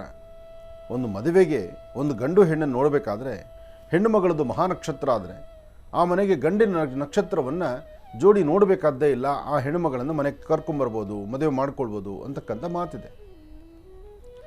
ಅದಾದಮೇಲೆ ಕಣ್ಣೀರು ಹಾಕಿರೋರಿಲ್ವಾ? ಕಣ್ಣೀರು ಹಾಕಿರೋರಿದ್ದಾರೆ, ಮನೆ ಮಠ ಬಿಟ್ಟು ಓಡೋಗಿರೋರಿದ್ದಾರೆ, ಸಾಕಪ್ಪ ಈ ಜೀವನ ಅಂತ ಮಾಡ್ಕೊಂಡಿರ್ತಕ್ಕಂಥವ್ರು ಇದ್ದಾರೆ. ಆದರೆ ಎಲ್ಲವೂ ಅಷ್ಟೇ, ಹೇಗೆ ಮನುಷ್ಯನ ಭವಿಷ್ಯತ್ತಾಗ ನಿರ್ಣಯಿಸ್ತಕ್ಕಂಥದ್ದು ಮನುಷ್ಯನ ಜನ್ಮ ನಕ್ಷತ್ರ, ಅವನ ಗ್ರಹಗತಿಗಳು, ಪ್ರಸ್ತುತ ಈಗಿರ್ತಕ್ಕಂಥ ಗ್ರಹಗಳು. ಯಾಕೆಂದರೆ ಇಲ್ಲಿ ಗ್ರಹ ಅಂದಾಗ ಅರ್ಥ ಮಾಡ್ಕೋಬೇಕಾದಂಥ ಒಂದು ವಿಚಾರ ಪ್ರಧಾನವಾದ್ದೇನೆಂದರೆ, ಇದು ಸ್ಥಿತಿ ಒಂದು ಪರ್ಮನೆಂಟಾಗಿರ್ತಕ್ಕಂಥದ್ದಲ್ಲ, ಚಲಿಸ್ತಕ್ಕಂತಹದ್ದು. ಯಾವತ್ತು ನವಗ್ರಹಗಳು 9 ಗ್ರಹಗಳು ಒಂದೇ ಮನೆಯಲ್ಲಿ ಪರ್ಮನೆಂಟಾಗಿ ಕೂತ್ಕೊಳ್ತಕ್ಕಂಥದ್ದಲ್ಲ. ಮನುಷ್ಯ ಹುಟ್ಟಿದಾಗ ಆ ಮನೆಗಳಲ್ಲಿ, ಅಂದರೆ ಆ 12 ಮನೆಗಳಲ್ಲಿ ಯಾವ್ಯಾವ ಗ್ರಹಗಳು ಯಾವ್ಯಾವ ಮನೆಗಳಲ್ಲಿರುತ್ತೆ ಅದರ ಮೇಲೆ ಅವನ ಭವಿಷ್ಯ ನಿರ್ಣಯವಾಗಿರುತ್ತೆ. ಮನುಷ್ಯ ಹುಟ್ಟುವಾಗ ಗುರುಬಲದಲ್ಲಿದ್ದರೆ ಯಶಸ್ಸಿರುತ್ತೆ. ಮನುಷ್ಯ ಹುಟ್ಟುವಾಗ ಶುಕ್ರ ದಶೆಯಲ್ಲಿ ಹುಟ್ಟಿದ್ರೆ ಅವನ ಮನೆ ಬಂಗಾರದಂತೆ ಮೇಲೆದ್ದು ಬಿಡುತ್ತೆ. ಮನುಷ್ಯ ಹುಟ್ಟುವಾಗ ಶನಿ ಮತ್ತು ರಾಹುವಿನ ವಕ್ರದೃಷ್ಟಿ ಇತ್ತು ಅಂದ್ಕೊಳ್ಳಿ, ಅಥವಾ ಶನಿಯ ವಕ್ರದೃಷ್ಟಿ ಇತ್ತು ಅಂದ್ಕೊಳ್ಳಿ, ಸಮಸ್ಯೆ ಪ್ರಾರಂಭ ಆಗುತ್ತೆ. ಕೆಲವು ಸತಿ ಮಕ್ಕಳು ಹುಟ್ಟಿದ್ದು ಎಂಥ ಕಡು ಬಡತನ ಅಂದರೆ ಗಂಜಿಗೂ ಗತಿ ಇರೋಲ್ಲ. ಮನೆಗೊಂದು ಮಗು ಹುಟ್ಟಿತು ಅಂದರೆ ತಗೋ ಅವನ ಅದೃಷ್ಟದ ಬಲ. ಅದೇ ಸಾಕಷ್ಟು ಸ್ಥಿತಿವಂತರಾಗಿ ಅವ್ರನ್ನ ಯಾರೂ ಸಹಿತ ಹಿಂದಿನ ನೋಡೋಕ್ಕಾಗಬಾರ್ದು ಆ ಮಟ್ಟದ ಒಂದು ಎತ್ತರದಲ್ಲಿರ್ತಕ್ಕಂಥವ್ರು, ಆ ಕುಟುಂಬದಲ್ಲಿ ಒಂದು ಮಗು ಜನನ ಆಯಿತು ಅಂದರೆ ಎಲ್ಲ ಧೂಳಿಪಟ, ಮನೆ ಮಠ ಎಲ್ಲವನ್ನು ಮಾರಿಕೊಂಡು ಬೀದಿಗೆ ಬಂದು ಈ ಊರು ಬಿಟ್ಟು ಊರಲ್ಲಿ ತಲೆಮರೆಸ್ಕೊಂಡು ಇನ್ನೊಂದು ಊರಿಗೆ ಹೋಗಿ ಬದುಕಬೇಕು. ಇಂಥ ಪರಿಸ್ಥಿತಿ ಇದೆ. ಇದಕ್ಕೆಲ್ಲ ಕಾರಣ ಏನು? ಇದು ಹೇಗಾಗತ್ತೆ? ಇದರ ಬಗ್ಗೆ ನಾನೀಗ ಶುರು ಮಾಡಿದ್ರೆ ಈ ದಿನ ಪೂರ್ತಿ ಆಗೋಗುತ್ತೆ. ಆದಿತ್ಯಾದಿ ನವಗ್ರಹಗಳನ್ನು ಪ್ರಾರ್ಥನೆ ಮಾಡಿ ರಾಶಿಫಲಕ್ಕೆ ಹೊರಡೋಣ. ಈ ವಿಚಾರವನ್ನು ಸದ್ಯದಲ್ಲೇ ಒಂದು ದಿವಸ ನಾನು ಜನನ ಮತ್ತು ನಕ್ಷತ್ರ, ಆ ನಕ್ಷತ್ರ ಫಲ ಹೇಗಿರಬೇಕು, ಹೇಗಿದ್ದಾಗ ಏನಾಗುತ್ತೆ ಅದನ್ನು ಮುಂದೊಂದು ದಿವಸ ನಾನು ತಗೊಳ್ತೇನೆ, ತಿಳಿಸ್ತೀನಿ ಆ ವಿಚಾರವನ್ನು. ಆದರೆ ಇವಾಗ ಸಮಯ ಆಗ್ತಾ ಇದೆ. ಆದಿತ್ಯಾದಿ ನವಗ್ರಹಗಳನ್ನು ಪ್ರಾರ್ಥನೆ ಮಾಡೋಣ. ಇವತ್ತಿನ ದಿನಫಲವನ್ನು, ಇವತ್ತಿನ ಭವಿಷ್ಯತ್ತು ಹೇಗಿದೆ ಅಂತಕ್ಕಂಥದ್ದನ್ನು ನಾವು ತಿಳ್ಕೊಳ್ಳೋಣ. ನಮಃ ಸೂರ್ಯಾಯ ಚಂದ್ರಾಯ ಮಂಗಳಾಯ ಬುಧಾಯ ಚ ಗುರು ಶುಕ್ರ ಶನಿಭ್ಯಶ್ಚ ರಾಹವೇ ಕೇತವೇ ನಮಃ. ಆದಿತ್ಯಾದಿ ನವಗ್ರಹಗಳನ್ನು ಪ್ರಾರ್ಥನೆ ಮಾಡ್ತಾ ರಾಶಿಫಲದತ್ತ ಗಮನ. ಮೊದಲದಾದಂಥದ್ದು ಮೇಷರಾಶಿ. ಮೇಷರಾಶಿ ಮೇಷಲಗ್ನ. ಮೇಷಲಗ್ನದಲ್ಲಿರ್ತಕ್ಕಂಥವರಿಗೆ ಚಂದ್ರನ ಆಸ್ಥಾನ ಚೆನ್ನಾಗಿದ್ದು ಗುರುವಿನ ಅನುಗ್ರಹ ಇದೆ. ಗುರುವಿನ ಅನುಗ್ರಹದಿಂದಲೇ ಸಾಕಷ್ಟು ಫಲಾಫಲಗಳನ್ನು ಸಿದ್ಧಿಪಡಿಸ್ಕೊಳ್ಬಹುದು. ಮನಸ್ಸಲ್ಲಿರ್ತಕ್ಕಂಥ ದುಃಖ ದುಮ್ಮಾನವನ್ನು ದೂರ ಮಾಡ್ಕೊಳ್ಬಹುದು. ತಾಳ್ಮೆ ಸಮಾಧಾನದಿಂದ ವರ್ತನೆ ಮಾಡಿದ್ರೆ ಅಸಾಧ್ಯವಾದ್ದನ್ನು ಸಾಧನೆ ಮಾಡ್ಕೊಳ್ಬೋದು. ಏನೇ ಮಾಡಬೇಕಾದ್ರೂ ಒಂದು ಒಳ್ಳೆಯ ಚಿಂತನೆ ಬೇಕು. ಒಳ್ಳೆಯ ಚಿಂತನೆ ನಿಮ್ಮನ್ನು ಅನುಕೂಲವಾಗಿ ಸಿದ್ಧಿಪಡಿಸ್ಕೊಂಡ್ರೆ ಅದರ ಫಲಗಳು ಸಾಕಷ್ಟು ಅಂತ ಹೇಳ್ತಾರೆ. ಹಾಗಾಗಿ ಇವತ್ತು ನೀವು ಮಾಡಬೇಕಾಗಿರ್ತಕ್ಕಂಥದ್ದು ಗಣಪತಿಯ ಪ್ರಾರ್ಥನೆ. ಏಕದಂತಾಯುಧ್ಮಹೇ ವಕ್ರದುಂಡಾಯ ಧೀಮಹಿ ತನ್ನೋದಂತೆ ಪ್ರಚೋದಯಾತ್. ಮೇಷರಾಶಿಯವರು ಗಣಪತಿಯ ಪ್ರಾರ್ಥನೆ ಮಾಡಿ ಒಂದು ಹೆಜ್ಜೆ ಮುಂದೆ ಹಾಕಿ. ಇವತ್ತಿನ ದಿನ ಸಂಪೂರ್ಣವಾಗಿ ಒಳ್ಳೆ ಫಲ ಅಂತಲ್ಲ, ಮಧ್ಯಾಹ್ನ ಸರಿಸುಮಾರು 2 ಗಂಟೆ 20 ನಿಮಿಷದವರೆಗೂ ತಾವು ಅಂದುಕೊಂಡಂಗೆ ಸ್ವಲ್ಪ ವೇಗವಾಗಿ ನಡೆಯುತ್ತೆ. 2 ಗಂಟೆ 20 ನಿಮಿಷದಿಂದ ಪುನಃ 4:15 ನಿಮಿಷದವರೆಗೂ ಮಂದಗತಿಯಲ್ಲಿ ಸಾಗುತ್ತೆ. ಪುನಃ 4 ಗಂಟೆ ಆದ ನಂತರ 4:15 ಆದ ನಂತರ ಸ್ವಲ್ಪ ಮಟ್ಟಿಗೆ ಅಭಿವೃದ್ಧಿಯನ್ನು ಕಾಣುವಂಥ ರೀತಿಯಲ್ಲಿರುತ್ತೆ. ಆದರೆ ಇದರ ಮಧ್ಯದಲ್ಲಿ ಗಣಪತಿಯ ಪ್ರಾರ್ಥನೆ, ಮಹಾವಿಷ್ಣುವಿಗೆ ತುಳಸಿಯಿಂದ ಅರ್ಚನೆ, ಇದು ನಡೆಸ್ಕೊಳ್ಳೋದ್ರಿಂದ ತುಂಬ ಅನುಕೂಲವನ್ನು ತಾವು ಸಿದ್ಧಿಪಡಿಸ್ಕೊಳ್ತೀರಿ. ಇನ್ನು ವೃಷಭ ರಾಶಿ. ವೃಷಭ ಲಗ್ನದಲ್ಲಿರ್ತಕ್ಕಂಥವ್ರಿಗೆ ಚಂದ್ರ ಚೆನ್ನಾಗಿದ್ದು ಆರೋಗ್ಯದಲ್ಲಿ ಸ್ವಲ್ಪ ಸಣ್ಣ ಪುಟ್ಟ ವ್ಯತ್ಯಾಸ ಆಗುತ್ತೆ. ಒಂದಷ್ಟು ಅಧಿಕವಾದಂತಹ ಬೆನ್ನೋವು ಬರುತ್ತೆ. ಮನಸ್ಸು ನೆಮ್ಮದಿ ಇರೋದಿಲ್ಲ, ಚಂಚಲತೆ ಇರುತ್ತೆ. ಒಂದಷ್ಟು ಆರ್ಥಿಕ ಪರಿಸ್ಥಿತಿ ಅಭಿವೃದ್ಧಿ ಇಲ್ಲದಂಥ ರೀತಿಯಲ್ಲಿರುತ್ತೆ. ಕಂಡು ಕಾಣದಂಥ ಸಮಸ್ಯೆಗಳು ಮನೆ ಬಾಗಿಲಿಗೆ ಬಂದು ಕೂತ್ಕೊಳ್ಳುತ್ತೆ. ಇವತ್ತಿನ ದಿವಸ ಜೊತೆಯಲ್ಲಿರ್ತಕ್ಕಂಥವರು, ಕುಟುಂಬಸ್ಥರು, ನೀವು ಅವ್ರ ಮುಂದೆ ಹಸನ್ಮುಖಿಯಾಗಿ ನಗನಗ್ತಾ ಇದ್ದರೂ ನಿಮ್ಮ ಪರಿಸರ ನಿಮ್ಮನ್ನು ನೋಡಿ ನಗೋದಿಲ್ಲ. ಎಲ್ಲರೂ ಮೌನದಿಂದಿರ್ತಾರೆ, ಸಮಸ್ಯೆ ತಂದೊಡ್ಡುತ್ತಾರೆ, ಅಥವಾ ಯಾವುದೋ ಒಂದು ಸಮಸ್ಯೆ ಬಂದು ಹೆಗಲಿರುತ್ತೇನೋ ಅಂತಕ್ಕಂಥ ಭಯದ ವಾತಾವರಣವನ್ನು ಅಲ್ಲಿ ಸೃಷ್ಟಿ ಮಾಡ್ತಾರೆ. ಇವತ್ತು ನೀವು ಅಂದುಕೊಂಡಷ್ಟು ವೇಗ, ಅಂದುಕೊಂಡಷ್ಟು ಲಾಭ ಇವತ್ತಿಲ್ಲ. ಆದರೆ ವೃಷಭ ರಾಶಿಯವರಿಗೆ ಒಂದು ಚಿಟಿಗೆಯಷ್ಟು ಹೆಸರು ಕಾಳನ್ನು, ಜೊತೆಗೆ ಒಂದು ಚಿಟಿಗೆಯಷ್ಟು ಅರಿಶಿಣವನ್ನು, ಹೆಸರು ಕಾಳು ಮತ್ತು ಅರಿಶಿಣ ಎರಡನ್ನೂ ಸಹಿತ ಏಕಕಾಲದಲ್ಲಿ ತೆಗೆದುಕೊಂಡು ಉತ್ತರಾಭಿಮುಖವಾಗಿ ನಿಂತು ದೃಷ್ಟಿ ತೆಗೆದು ಅದನ್ನು ಈಶಾನ್ಯಕ್ಕೆ ಹಾಕೋದ್ರಿಂದ ಆಗ ಒಂದಿಷ್ಟು ನೆಮ್ಮದಿಯನ್ನು ತಾವು ಕಾಣ್ತೀರಿ. ಇದರ ಜೊತೆಗೆ ಸಾಧ್ಯವಾದರೆ ಅಶ್ವತ್ಥ ಪ್ರಾರ್ಥನೆ ಮಾಡಿ. ಮೂಲತೋ ಬ್ರಹ್ಮರೂಪಾಯ ಮಧ್ಯಾಂತೋ ವಿಷ್ಣುರೂಪಿಣಿ ಅಗ್ರತಂ ಶಿವರೂಪಾಯ ವೃಕ್ಷರಾಜಾಯಿತೇ ನಮಃ. ಆ ಮಹಾವೃಕ್ಷರಾಜನ್ನು ಶ್ರದ್ಧಾಭಕ್ತಿಯಾಗಿ ಪ್ರಾರ್ಥನೆ ಮಾಡಿದ್ರೆ ಹೆಚ್ಚಿನ ಫಲಾಫಲಗಳನ್ನು ಖಂಡಿತ ಸಿದ್ಧಿಪಡಿಸ್ಕೊಳ್ತೀರಿ. ಒಳ್ಳೆಯದಾಗಲಿ. ಇನ್ನು ಮಿಥುನ ರಾಶಿ. ಮಿಥುನ ರಾಶಿ ಮಿಥುನ ಲಗ್ನ. ಮಿಥುನ ರಾಶಿ ಮಿಥುನ ಲಗ್ನದಲ್ಲಿರ್ತಕ್ಕಂಥವ್ರಿಗೆ ಚಂದ್ರನ ಆಸ್ಥಾನ ಚೆನ್ನಾಗಿದೆ, ಗುರುವಿನ ಅನುಗ್ರಹ ಇದೆ, ಹೊಸ ಹೊಸ ಆಲೋಚನೆಗಳು ಬರ್ತಿರುತ್ತೆ. ಆಲೋಚನೆಗೆ ತಕ್ಕನಾದಂತಹ ಉದ್ಯೋಗದಲ್ಲಿ ಬದಲಾವಣೆ ತಂದುಕೊಳ್ತೀರಿ, ಫಲಾಫಲಗಳಲ್ಲಿ ಹೆಚ್ಚು ಲಾಭವನ್ನು ಗಳಿಸ್ತೀರಿ, ಒಳ್ಳೆ ಮನಸ್ಸಿನಿಂದ ತಾವು ಅಂದುಕೊಂಡಷ್ಟು ಹೆಚ್ಚಿನ ಫಲಗಳನ್ನೇ ಸಿದ್ಧಿಪಡಿಸ್ಕೊಳ್ತೀರಿ. ಆದರೆ ತಾಯಿ ಶಂಕರಿ ಬನಶಂಕರಿಯನ್ನು ಅಥವಾ ಶಕ್ತಿ ದೇವತೆಯನ್ನು, ಗ್ರಾಮ ದೇವತೆಯನ್ನು ಅಥವಾ ಯಾವುದಾದ್ರು ಒಂದು ದೇವಾಲಯಕ್ಕೋ ಒಂದು ಪುಣ್ಯಕ್ಷೇತ್ರಕ್ಕೋ ಹೋಗಿ ಬರಬೇಕು ಅಂತಕ್ಕಂಥದ್ರ ಚಿಂತನೆಯಲ್ಲಿ ಇರ್ತೀರಿ. ಇವತ್ತು ಆರ್ಥಿಕ ಸಂಕಷ್ಟಗಳು ಎದುರಾಗ್ತಾ ಇರುತ್ತೆ, ಸ್ವಲ್ಪ ಮಟ್ಟಿಗೆ ಬೆನ್ನೋವಿಂದ ಬಾಧಿಸುವಂಥ ಇರುತ್ತೆ. ಅದರಲ್ಲೂ ಗಂಡಸರಿಗೆ ಮೊಣಕಾಲು ಅಥವಾ ಕಾಲಿನ ಹೆಬ್ಬೆರಳು ಸಣ್ಣ ಪಟ್ಟ ನೋವು ಬರುವಂಥ ಸಾಂದ್ರತೆ, ಹೆಣ್ಣು ಮಕ್ಕಳಿಗೆ ನಿಂತಂಗೆ ತಲೆ ತಿರುಗುವಂಥದ್ದಾಗಲಿ ಅಥವಾ ಸುಸ್ತಾಗುವಂಥದ್ದಾಗಲಿ, ಆಯಾಸ ಪಡ್ತಕ್ಕಂಥದ್ದಾಗಲಿ, ಅಥವಾ ಅದರಲ್ಲೂ ಎಡಗಡೆ ಮೊಣಕಾಲು ಅಥವಾ ಕಾಲಿನ ಹೆಬ್ಬೆರಳಿಗೆ ಪೆಟ್ಟು ಮಾಡ್ಕೊಳ್ಳುವಂಥದ್ದಾಗಲಿ ಇದು ಹೆಣ್ಣುಮಕ್ಕಳಿಗೆ ನಡೆಯುತ್ತೆ. ಹಾಗಾಗಿ ಇವತ್ತಿನ ದಿವಸ ನಿಮ್ಮ ಮಿಥುನ ರಾಶಿಯವರು ಸ್ವಲ್ಪ ಎಚ್ಚರಿಕೆಯ ನಡೀತಕ್ಕಂಥದ್ದು ಉತ್ತಮ. ಸಾಧ್ಯವಾದರೆ ಒಂದು ಏಲಕ್ಕಿ ಬೀಜ, ಅದು ಒಂದು ಏಲಕ್ಕಿ ಕಾಯಿ ಪೂರ್ತಿ ಇರುತ್ತಲ್ಲ, ಅದನ್ನು ಬೆಳಗ್ಗೆ ಮನೆಯಿಂದ ಆಚೆ ಹೊರಡುವಾಗ ಶುಕ್ರ ಗ್ರಹವನ್ನು ಪ್ರಾರ್ಥನೆ ಮಾಡಿಕೊಂಡು ಶುಕ್ರನ ಪ್ರಾರ್ಥನೆ ಅಥವಾ ದೇವಿಯ ಪ್ರಾರ್ಥನೆ ಮಾಡಿ ಏಲಕ್ಕಿಯನ್ನು ನೀರಿಗೆ ಹಾಕಿಬಿಡಿ. ಬೆಳಿಗ್ಗೆ ನೀವು ಒಂದು ಲೋಟ ನೀರಲ್ಲಿ ಏಲಕ್ಕಿಯನ್ನು ಹಾಕಿ ಮನೆಯಿಂದ ಆಚೆ ಹೊರಡತಕ್ಕಂಥದ್ದು. ಸಂಜೆ ನಿಮ್ಮ ಕೆಲಸ ಕಾರ್ಯ ಎಲ್ಲ ಮುಗಿಸ್ಕೊಂಡು ಮನೆಗೆ ಬಂದ ಮೇಲೆ ಆ ಏಲಕ್ಕಿಯನ್ನು ಪಕ್ಕದಲ್ಲಿಟ್ಟು ಆ ನೀರನ್ನ ನೀವೇ ಕುಡಿತಕ್ಕಂಥದ್ದು. ಇದು ಮಾಡೋದ್ರಿಂದ ಆರೋಗ್ಯ ವೃದ್ಧಿ ಆಗುತ್ತೆ, ಸಮಸ್ಯೆ ದೂರ ಆಗುತ್ತೆ, ಮನಸ್ಸಿಗೆ ಶಾಂತಿ ನೆಮ್ಮದಿ ಆಗುತ್ತೆ. ಏಲಕ್ಕಿ ನೀರಲ್ಲಿರುವ ತನಕ ನಿಮ್ಮಲ್ಲಿ ಯಾವ ಶತ್ರುಗಳು ಹತ್ತಿರಕ್ಕೆ ಬರೆದಿದ್ದಂಗೆ ಇರುತ್ತೆ. ಒಳ್ಳೆಯದಾಗಲಿ, ಶುಭವಾಗಲಿ. ಇನ್ನು ಬಹಳ ವಿಶೇಷವಾಗಿ ಇಂದಿನ ಭಾಗದಲ್ಲಿ ಮಿಥುನ ರಾಶಿವರೆಗೂ ಕೂಡ ರಾಶಿ ಫಲವನ್ನು ತಿಳ್ಕೊಂಡಿದ್ವಿ. ಈಗ ಮತ್ತೆ ಕರ್ಕಾಟಕ ರಾಶಿಯಿಂದ ರಾಶಿ ಫಲಗಳನ್ನು ಮುಂದುವರಿಸಬೇಕು. ಗುರುಗಳೇ, ಕರ್ಕಾಟಕ ರಾಶಿಯಿಂದ ಮತ್ತೆ ಮುಂದುವರಿಸೋಣ. ಖಂಡಿತ. ಇನ್ನು ಕರ್ಕಾಟಕ ರಾಶಿ. ಕರ್ಕಾಟಕ ರಾಶಿ ಕರ್ಕಾಟಕ ಲಗ್ನ. ಕರ್ಕಾಟಕ ರಾಶಿ ಕರ್ಕಾಟಕ ಲಗ್ನದಲ್ಲಿರ್ತಕ್ಕಂಥವರು ಪ್ರಯಾಣ ಕಾಲದಲ್ಲಿ ಸ್ವಲ್ಪ ಎಚ್ಚರಿಕೆ ಬೇಕು. ಮನಸ್ಸಲ್ಲಿರ್ತಕ್ಕಂಥ ದ್ವಂದ್ವ ಚಿಂತನೆಗಳನ್ನು ದೂರ ಮಾಡಿಕೊಳ್ಬೇಕು, ಸಮಾಧಾನವಾಗಿರಬೇಕು. ಇವತ್ತು ಯಾರಿಗೆ ಏನೇ ವಸ್ತು ಕೊಟ್ಟರೂ ಪುನಃ ಬಂದು ಸೇರ್ತಕ್ಕಂಥದ್ದು ಭಾಳ ಕಷ್ಟ. ಹಾಗಾಗಿ ಇವತ್ತಿನ ವ್ಯವಹಾರಗಳು ಅಷ್ಟು ಸೂಕ್ತವಾಗಿರ್ತಕ್ಕಂಥದ್ದಲ್ಲ. ಸಣ್ಣ ಸಣ್ಣ ವಿಚಾರಕ್ಕೂ ಸಹಿತ ಮನಸ್ಸು ನೊಂದುಕೊಳ್ತೀರಿ. ಯಾರೊಬ್ಬರನ್ನು ನಂಬಿರ್ತಿರಲ್ಲ, ನಂಬಿರ್ತಕ್ಕಂಥ ವ್ಯಕ್ತಿಗಳು ನಿಮ್ಮ ಮೋಸ ಮಾಡುವಂಥ ಪರಿಸ್ಥಿತಿ ನಿಮ್ಮ ಕಣ್ಣೆದುರಿಗೆ ಕಾಣುತ್ತೆ. ಹಾಗಾಗಿ ಆ ವ್ಯಕ್ತಿಗಳಿಂದ ಸ್ವಲ್ಪ ದೂರ ಇರಬೇಕು ಅಂತಕ್ಕಂಥದ್ರ ಚಿಂತನೆ ಇರುತ್ತೆ. ಇವತ್ತು ಅಂದುಕೊಂಡಿದ್ದೆಲ್ಲ ಮಾಡಲಿಕ್ಕಾಗೋದಿಲ್ಲ, ಅಥವಾ ಅಂದುಕೊಂಡಂತೆ ನೀವು ಹೆಜ್ಜೆ ಹಾಕೋದು ಬಹಳ ಕಷ್ಟ. ಆದರೆ ಇವತ್ತಿನ ದಿವಸ ಮಧ್ಯಾಹ್ನ ಸರಿಸುಮಾರು 2 ಗಂಟೆ 20 ನಿಮಿಷದಿಂದ 4:15 ಮಾತ್ರ ಜವಾಬ್ದಾರಿಯಾಗಿ ನಿಮ್ಮ ಆಲೋಚನೆಗಳನ್ನು ಮಾಡಿದ್ರೆ, ಈ ಸಮಯದಲ್ಲಿ ನಿಮ್ಮ ವ್ಯವಹಾರ ಮಾಡಿದ್ರೆ, ಈ ಸಮಯದಲ್ಲಿ ನಿಮ್ಮ ಟ್ರಾನ್ಸಾಕ್ಷನ್ಸು ಏನೇ ಕೆಲಸ ಕಾರ್ಯಗಳಾಗಲಿ ಅಥವಾ ಕೊಟ್ಟು ತೆಗೆದುಕೊಳ್ತಕ್ಕಂಥ ಲೇವಾದೇವಿಗಳನ್ನು ಮಾಡಿದ್ರೂ ಈ ಸಮಯ ನಿಮ್ಮನ್ನು ಕೈ ಹಿಡಿಯುತ್ತೆ. ಇವತ್ತು ಸಂಧ್ಯಾಕಾಲ ಸಂಜೆ 6ರಿಂದ 7 ಗಂಟೆ, 6ರಿಂದ 7 ಗಂಟೆ ಈ ಸಮಯದಲ್ಲಿ ತಾಯಿ ಮಹಾಲಕ್ಷ್ಮಿಯನ್ನು ಪ್ರಾರ್ಥನೆ ಮಾಡಿದ್ರೆ, ಅಥವಾ ಗೋಪ್ರಾರ್ಥನೆ ಮಾಡಿದ್ರೆ, ಅಥವಾ ಹಿರಿಯರ ಪಾದಮುಟ್ಟಿ ನಮಸ್ಕಾರ ಮಾಡಿದ್ರು ಇವತ್ತಿನ ದಿನ ಸಂಪೂರ್ಣವಾದಂಥ ಫಲವನ್ನು ತಾವು ಸಿದ್ಧಿಪಡಿಸ್ಕೊಳ್ಬೋದು. ಅಂದರೆ ಈ ಒಂದು ಸಂಕಲ್ಪವನ್ನು ತಾವು ಮಾಡಬೇಕು. ಸಂಜೆ ಇಂತಹ ಅನುಷ್ಠಾನ ನಾನು ಮಾಡ್ತೀನಿ ಅಂತ ಬೆಳಗ್ಗೆ ನೀವು ಸಂಕಲ್ಪ ಮಾಡಿದ್ರೆ ಇವತ್ತಿನ ದಿನ ಸಾಧ್ಯವಾದಷ್ಟು ಸ್ವಲ್ಪ ಎಚ್ಚರಿಕೆಯಿಂದ ಲಾಭದಲ್ಲೇ ಇರ್ತೀರಿ. ಇನ್ನು ಸಿಂಹರಾಶಿ. ಸಿಂಹರಾಶಿ ಸಿಂಹಲಗ್ನ. ಸಿಂಹರಾಶಿ ಸಿಂಹಲಗ್ನದಲ್ಲಿರ್ತಕ್ಕಂಥವರು ಪ್ರತಿದಿನದಂತೆ ಇವತ್ತು ನೀವು ಕಳೀಲಿಕ್ಕಾಗಲ್ಲ. ಪ್ರತಿದಿನದ ಭವಿಷ್ಯತ್ತು ಬೇರೆ, ಇವತ್ತಿನ ಭವಿಷ್ಯತ್ತೇ ಬೇರೆ. ಇವತ್ತು ಅಂದುಕೊಂಡಿದ್ದಕ್ಕಿಂತ ಸಮಸ್ಯೆ ಜಾಸ್ತಿ ಇದೆ. ಇವತ್ತು ಪ್ರತಿನಿತ್ಯಕ್ಕಿಂತ ಇವತ್ತು ಒಂದಲ್ಲ ಒಂಥರ ಇಕ್ಕಟ್ಟಿದೆ. ಇವತ್ತು ಯಾರೊಬ್ಬರೊಂದಿಗೆ ಏನು ವ್ಯವಹರಿಸಬೇಕಾದ್ರೂ ಯಾವುದು ಕಾಗದ ಪತ್ರಕ್ಕೆ ಸಹಿ ಹಾಕಿದ್ರೂ ಅದನ್ನು ಪರಿಪೂರ್ತಿಯಾಗಿ ಇವತ್ತು ಕಾರ್ಯಸಿದ್ಧಿ ಆಗುತ್ತೆ ಅಂತ ಹೇಳಲಿಕ್ಕಾಗೋದಿಲ್ಲ. ಇವತ್ತು ವಿಷ್ಣು ಆಲಯಕ್ಕೆ ಬಂದು ಸಾಧ್ಯವಾದರೆ 11 ಗಂಟೆ 12 ನಿಮಿಷದವರೆಗೂ ಯಾವುದೇ ಒಂದು ಕೆಲಸ ಮಾಡಬೇಕಾದ್ರೆ ಸ್ವಲ್ಪ ಜೋಪಾನ. ಈ ಸಮಯವನ್ನು ದಾಟಿದ ನಂತರ 11 ಗಂಟೆ 12 ನಿಮಿಷ ದಾಟಿದ ಮೇಲೆ ನಿಮ್ಮಲ್ಲಿ ಒಂದಷ್ಟು ಬದಲಾವಣೆ ಆಗುತ್ತೆ. ಆ ಬದಲಾವಣೆ ಕಾಲವನ್ನು ಆಗ ನೀವು ಗಮನಿಸಿ. ಅಲ್ಲಿವರೆಗೂ ಸ್ವಲ್ಪ ಎಚ್ಚರಿಕೆಯಿಂದಿರಿ. ಸಾಧ್ಯವಾದರೆ ಒಂದು ಒಳ್ಳೆ ಅನುಕೂಲ ಮಾಡ್ತಕ್ಕಂಥದ್ದು, ಒಂದಷ್ಟು ಹೆಸರುಬೇಳೆ ಬೆಲ್ಲವನ್ನು ಯಾವುದಾದ್ರು ವಿಷ್ಣು ದೇವಸ್ಥಾನಕ್ಕೆ ಕೊಟ್ಟು ಪ್ರಾರ್ಥನೆ ಮಾಡ್ತಕ್ಕಂಥದ್ದು, ನಿರ್ಗತಿಕರು ತುಂಬ ಕಷ್ಟದಲ್ಲಿರ್ತಕ್ಕಂಥವ್ರು ಆ ಹೊತ್ತಿನ ಊಟಕ್ಕಿಲ್ದಿರತಕ್ಕಂಥವ್ರನ್ನ ಗುರುತಿಸಿ ಅಂತಹವರಿಗೆ ಬೆಳಿಗ್ಗೆ ಅನ್ನದಾನವನ್ನು ಅಥವಾ ಅವ್ರ ಹಸಿವು ನೀಗಿಸುವ ಕಾಯಕವನ್ನು ತಾವು ಮಾಡಿದ್ರೆ ಇವತ್ತಿನ ದಿನ ಸಂಪೂರ್ಣವಾದಂಥ ಫಲವನ್ನು ಸಿಂಹರಾಶಿಯವರು ಸಿದ್ಧಿಪಡಿಸ್ಕೊಳ್ತೀರಿ. ಒಳ್ಳೆಯದಾಗಲಿ, ಶುಭವಾಗಲಿ. ಇನ್ನು ಕನ್ಯಾರಾಶಿ. ಕನ್ಯಾರಾಶಿ ಕನ್ಯಾಲಗ್ನ. ಕನ್ಯಾರಾಶಿ ಕನ್ಯಾಲಗ್ನದಲ್ಲಿರ್ತಕ್ಕಂಥವ್ರಿಗೆ ಅರ್ಧ ತಲೆನೋವಿಂದ ಒದ್ದಾಡ್ತೀರಿ.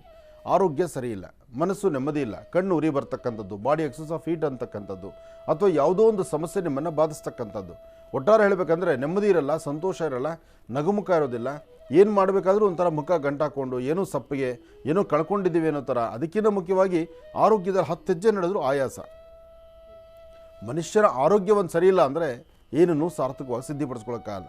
ಒಂದು ಕಡೆ ಆರೋಗ್ಯ ಸಮಸ್ಯೆ ಇರ್ಬೋದು, ಒಂದು ಕಡೆ ಸಮಸ್ಯೆಯನ್ನು ಹೊತ್ತು ಆ ಸಮಸ್ಯೆಯಿಂದ ಆಗದಿರ ಇರ್ತಕ್ಕಂಥದ್ದು ಇರ್ಬೋದು. ಆದರೆ ಇಂಥೆಲ್ಲ ಸಮಸ್ಯೆಗಳು ಪರಿಹಾರ ಹೇಗೆ? ಬುಧವಾರದ ಮಹಾವಿಷ್ಣುವಿನ ಪ್ರಾರ್ಥನೆ ಮಾಡ್ತಾ ಲಕ್ಷ್ಮೀ ನರಸಿಂಹಸ್ವಾಮಿಯನ್ನು ಆರಾಧನೆ ಮಾಡಿ, ನರಸಿಂಹ ಕ್ಷೇತ್ರಕ್ಕೋ ಅಥವಾ ನರಸಿಂಹನ ಮನಸ್ಸಲ್ಲಿ ಪ್ರಾರ್ಥನೆ ಮಾಡಿ ಓಂ ಶ್ರೀ ಲಕ್ಷ್ಮೀ ನರಸಿಂಹಾಯ ನಮಃ, ಓಂ ಶ್ರೀ ಲಕ್ಷ್ಮೀ ನರಸಿಂಹಾಯ ನಮಃ, ಓಂ ಶ್ರೀ ಲಕ್ಷ್ಮೀ ನರಸಿಂಹಾಯ ನಮಃ ಹೀಗೆ ನರಸಿಂಹದೇವರನ್ನ ಆರಾಧನೆ ಮಾಡೋದರಿಂದ ಕನ್ಯಾ ರಾಶಿಯವರು ಒಂದಿಷ್ಟು ಒಳಿತನ್ನು ಖಂಡಿತ ಕಾಣ್ತೀರಿ. ಇನ್ನು ತುಲಾರಾಶಿ. ತುಲಾರಾಶಿ ತುಲಾಲಗ್ನ. ತುಲಾರಾಶಿ ತುಲಾಲಗ್ನದಲ್ಲಿರ್ತಕ್ಕಂಥವ್ರಿಗೆ ಪ್ರಯಾಣ ಮತ್ತು ವ್ಯವಹಾರ ಕೆಲಸ ಕಾರ್ಯಗಳು ಎಲ್ಲವೂ ಸಹಿತ ಒಂದು ಬಹಳ ದೊಡ್ಡದಾದಂಥ ರೀತಿ ಒಂದು ಟಾಸ್ಕ್ ಇದ್ದ ಹಾಗೆ. ಇದು ಗೆಲ್ತೀನ, ಇದು ಮಾಡಲಿಕ್ಕಾಗುತ್ತಾ, ನಾನು ಸಾಧಿಸಬಲ್ಲನ, ಅಥವಾ ನಾನು ಈ ಕೆಲಸದಲ್ಲಿ ಏನಾದರೂ ಒಂದು ಸಾಧನೆ ಮಾಡಿ ಒಂದು ಹೆಸರು ಮಾಡ್ತೀನ, ಕಷ್ಟಪಟ್ಟು ಒಂದು ಹೆಸರು ಮಾಡಬೇಕು, ಕಷ್ಟಪಟ್ಟು ನಾನು ಸಂಪಾದನೆ ಮಾಡಬೇಕು, ಕಷ್ಟಪಟ್ಟು ಜೀವನದಲ್ಲಿ ಏನಾದರೂ ಮುಂದೆ ಬರಬೇಕು ಅನ್ನೋ ಆಸೆ ನಿಮಗೆ. ಆದರೆ ಏನು ಮಾಡಲಿಕ್ಕೆ ಹೊರಟರು ನಿಮ್ಮ ಪರಿಸರದಲ್ಲಿರ್ತಕ್ಕಂಥವರೇ ನಿಮ್ಮನ್ನು ಕಾಲೆಳಿತಾರೆ. ಪರಿಸರದಲ್ಲಿರ್ತಕ್ಕಂಥವ್ರು ನಿಮ್ಮ ಧೈರ್ಯವನ್ನು ಕುಗ್ಗಿಸ್ತಾರೆ. ನೀವು ಮಾಡೋದು ಸರಿ ಇದ್ದರೂ ಸಹಿತ ಸರಿಯಾಗಿ ಆಲೋಚನೆ ಮಾಡಿ ಮಾಡು, ಇದು ಸರಿ ಇದೆಯೋ ಯೋಚನೆ ಮಾಡಿ ಮಾಡು ಅಂತಾರೆ. ಅಂದರೆ ನಿಮ್ಮ ಆಲೋಚನೆ ಸರಿಯಾಗಿದ್ದರೂ ನಿಮ್ಮ ಪರಿಸರದಲ್ಲಿರ್ತಕ್ಕಂಥವ್ರು ಧೈರ್ಯವನ್ನು ಕುಗ್ಗಿಸ್ತಕ್ಕಂಥದ್ದು. ಪಕ್ಕದಲ್ಲಿರ್ತಕ್ಕಂಥವ್ರು ನೀನು ಮಾಡ್ತಿರೋ ಸರಿ, ನೀನು ಮಾಡು, ಇದನ್ನು ಈ ಕೆಲಸ ಗೆಲ್ತೀಯ, ನೀನು ನಿನ್ನ ಕೈಲಿ ಆಗುತ್ತೆ, ಇದು ನೀನು ಮಾಡು. ಇದನ್ನೇ ಹನುಮನಿಗೆ ಹೇಳಿದ್ದು. ಅಂಜನಾದ್ರಿಯ ವಿಶೇಷವಾಗಿರ್ತಕ್ಕಂಥ ಹನುಮನಿಗೆ ಹನುಮ ಲಂಕೆಗೆ ಹಾರಬೇಕಾದ್ರೆ, ಸಮುದ್ರವನ್ನು ಹಾರಬೇಕಾದ್ರೆ ಆ ಪರಿಸರದಲ್ಲಿರ್ತಕ್ಕಂಥ ಎಲ್ಲ ವಾನರ ಸೇನೆ ಹೇಳಿದ್ದು ಹನುಮನಿಗೆ ಇದೇ ಧೈರ್ಯ, ನಿನ್ನ ಕೈಲಿ ಆಗುತ್ತಪ್ಪ, ಈ ಒಂದು ಸಮುದ್ರವನ್ನು ದಾಟ್ತೀಯ ಅಂತ. ಹಾಗೆ ಇವತ್ತಿನ ದಿವಸ ಈ ರಾಶಿಯಲ್ಲಿ ಇರ್ತಕ್ಕಂಥವ್ರು, ಸುತ್ತಮುತ್ತ ಇರ್ತಕ್ಕಂಥವ್ರು ಪರಿಸರದಲ್ಲಿರೋ ಧೈರ್ಯ ಕೊಟ್ಟರೆ ಏನು ಬೇಕಾದ್ರೂ ಸಾಧನೆ ಮಾಡ್ತಾರೆ. ಆದರೆ ಧೈರ್ಯ ಕೊಡೋರು ಬೇಕಾಗಿದೆ. ಅದಕ್ಕಾಗಿ ನೀವು ಮಾಡಬೇಕಾದ್ದೇನು? ಮಹಾವಿಷ್ಣುವಿಗೆ ಮೊರೆ ಹೋಗಬೇಕು. ತುಲಾರಾಶಿಯಲ್ಲಿರ್ತಕ್ಕಂಥವರು ಮಹಾವಿಷ್ಣುವಿನ ಪ್ರಾರ್ಥನೆ ಮಾಡಿ, 2 ತುಳಸಿ ದಳವನ್ನು ಇಟ್ಟು ನಮಸ್ಕಾರ ಮಾಡಿ, ಸಾಧ್ಯವಾದರೆ ಎಲ್ಲಾದರೂ ಒಂದಷ್ಟು ಇರುವೆ ಗೂಡುಗಳಿಗೆ ಒಂದಷ್ಟು ಸಕ್ಕರೆನೋ ರವೆನೋ ಗೋಧಿನೋ ಬೆಲ್ಲನೋ ಹಾಕಿ ಅಲ್ಲಿ ಆ ಇರುವೆಗಳ ಆ ಪ್ರಸಾದವನ್ನು ಸ್ವೀಕರಿಸಿದ್ದೆ ಆದರೆ ನಿಮ್ಮ ಕಷ್ಟ ದೂರ ಆಗುತ್ತೆ, ನಿಮಗೆ 4 ಜನ ಒಳ್ಳೇದು ಮಾಡೋಂಗಾಗುತ್ತೆ. ಒಳ್ಳೆಯದಾಗಲಿ. ಇನ್ನು ವೃಶ್ಚಿಕ ರಾಶಿ.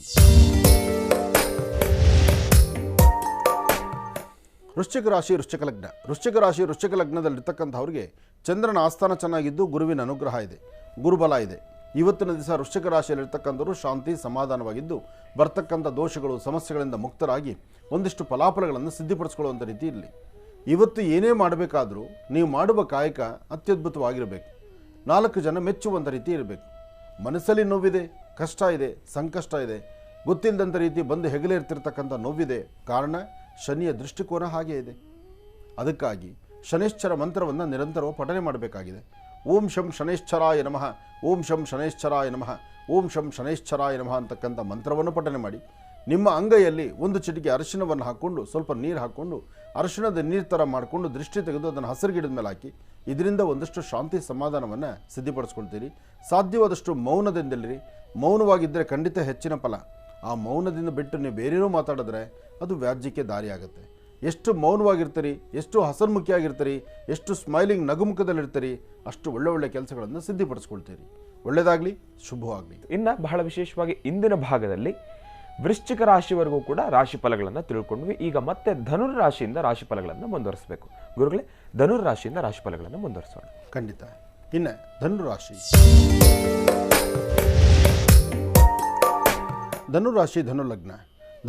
ಧನುರ್ಲಗ್ನದಲ್ಲಿರ್ತಕ್ಕಂಥವರಿಗೆ ಚಂದ್ರನ ಆಸ್ಥಾನ ಗುರುವಿನ ಅನುಗ್ರಹ ಇದೆ. ಇಷ್ಟಾರ್ಥವನ್ನು ಸಿದ್ಧಿಪಡಿಸ್ಕೊಳ್ತಕ್ಕಂಥ ಯೋಗ ಫಲ ಇದೆ. ಮಾಡುವ ಪ್ರತಿಯೊಂದು ಕಾಯಕವೂ ಅರ್ಥಗರ್ಭಿತವಾಗಿದೆ. ಇವತ್ತಿನ ದಿವಸ ಧನುರಾಶಿಯಲ್ಲಿರ್ತಕ್ಕಂಥವರು ಗುರುವನ್ನು ಪ್ರಾರ್ಥನೆ ಮಾಡಿ, ನಿಮ್ಮ ತಂದೆಯವರ ಪಾದ ಮುಟ್ಟಿ ನಮಸ್ಕಾರ ಮಾಡಿ, ತಂದೆಯ ಮಾರ್ಗದರ್ಶನವನ್ನು ತೆಗೆದುಕೊಳ್ಳಿ. ಅವರ ಅನುಭವದ ಮಾತನ್ನು ಆಲಿಸಿ ನಿಮ್ಮ ಒಂದು ಹೆಜ್ಜೆ ಮುಂದೆ ಹಾಕಿದರೆ ಖಂಡಿತ ಹೆಚ್ಚಿನ ಫಲ ಇದೆ. ನಾವು ಯಾರನ್ನೋ ತೃಪ್ತಿಪಡಿಸ್ತೀನೆಂದರೆ ಸಾಧ್ಯವಿಲ್ಲ. ಮತ್ತೊಬ್ಬರನ್ನ ತೃಪ್ತಿಪಡಿಸ್ತೀವಿ, ಮತ್ತೊಬ್ಬರನ್ನ ಸಂತೋಷವಾಗಿರ್ತೀವಿ ಅಥವಾ ಮತ್ತೊಬ್ಬರಿಗೆ ಖುಷಿ ಕೊಡ್ತೀವಿ ಅನ್ನೋದಕ್ಕಿಂತ ಸಮಯವನ್ನು ಅರ್ಧ ಗಂಟೆ ಮಾಡಿಕೊಂಡು ನಿಮ್ಮ ತಂದೆ ತಾಯಿ ಜೊತೆಲಿ ಕೂತ್ಕೊಂಡು ಅವ್ರ ಜೊತೆ ಒಂದು 10 ನಿಮಿಷ ಮಾತಾಡಿ.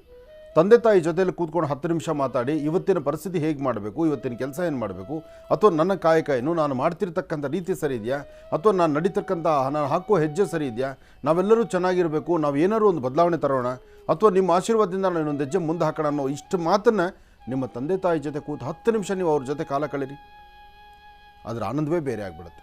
ಧನುರಾಶಿಯವರಿಗೆ ಯಾವ ದೇವರು ಬೇಡ, ನಿಮ್ಮ ತಂದೆ ತಾಯಿ ಪಾದವನ್ನು ಗಟ್ಟಿಯಾಗಿಡಿರಿ. ಧನುರ್ಲಗ್ನದಲ್ಲಿರ್ತಕ್ಕಂಥವರು ಈ ರಾಶಿಗೆ ಸಂಬಂಧಪಟ್ಟವರು ನಿಮ್ಮ ಮಾತಾಪಿತೃಗಳನ್ನು ತಂದೆ ತಾಯಿ ಪಕ್ಕದಲ್ಲಿ ಕೂತ್ಕೊಂಡು ಅವರ ಆಶೀರ್ವಾದ ತೆಗೆದುಕೊಂಡು ನಿಮ್ಮ ಕಾಯಕವನ್ನು ನಿಮ್ಮ ಕಷ್ಟವನ್ನು ಅವ್ರ ಹತ್ರ ಹಂಚ್ಕೊಂಡಿದ್ದೆ ಆದರೆ ಅವ್ರು ಹೇಳುವಂಥ ಒಂದೆರಡು ಕಿವಿ ಮಾತಿದೆಯಲ್ಲ, ಇವತ್ತು ಅದು ಅದೃಷ್ಟವೇ ಬದಲಾಗುತ್ತೆ. ಇದನ್ನು ಮಾಡಿ ನೋಡಿ, ನೀವು ಅನಂತರ ತಿಳಿಸಿ. ಇನ್ನು ಮಕರ ರಾಶಿ.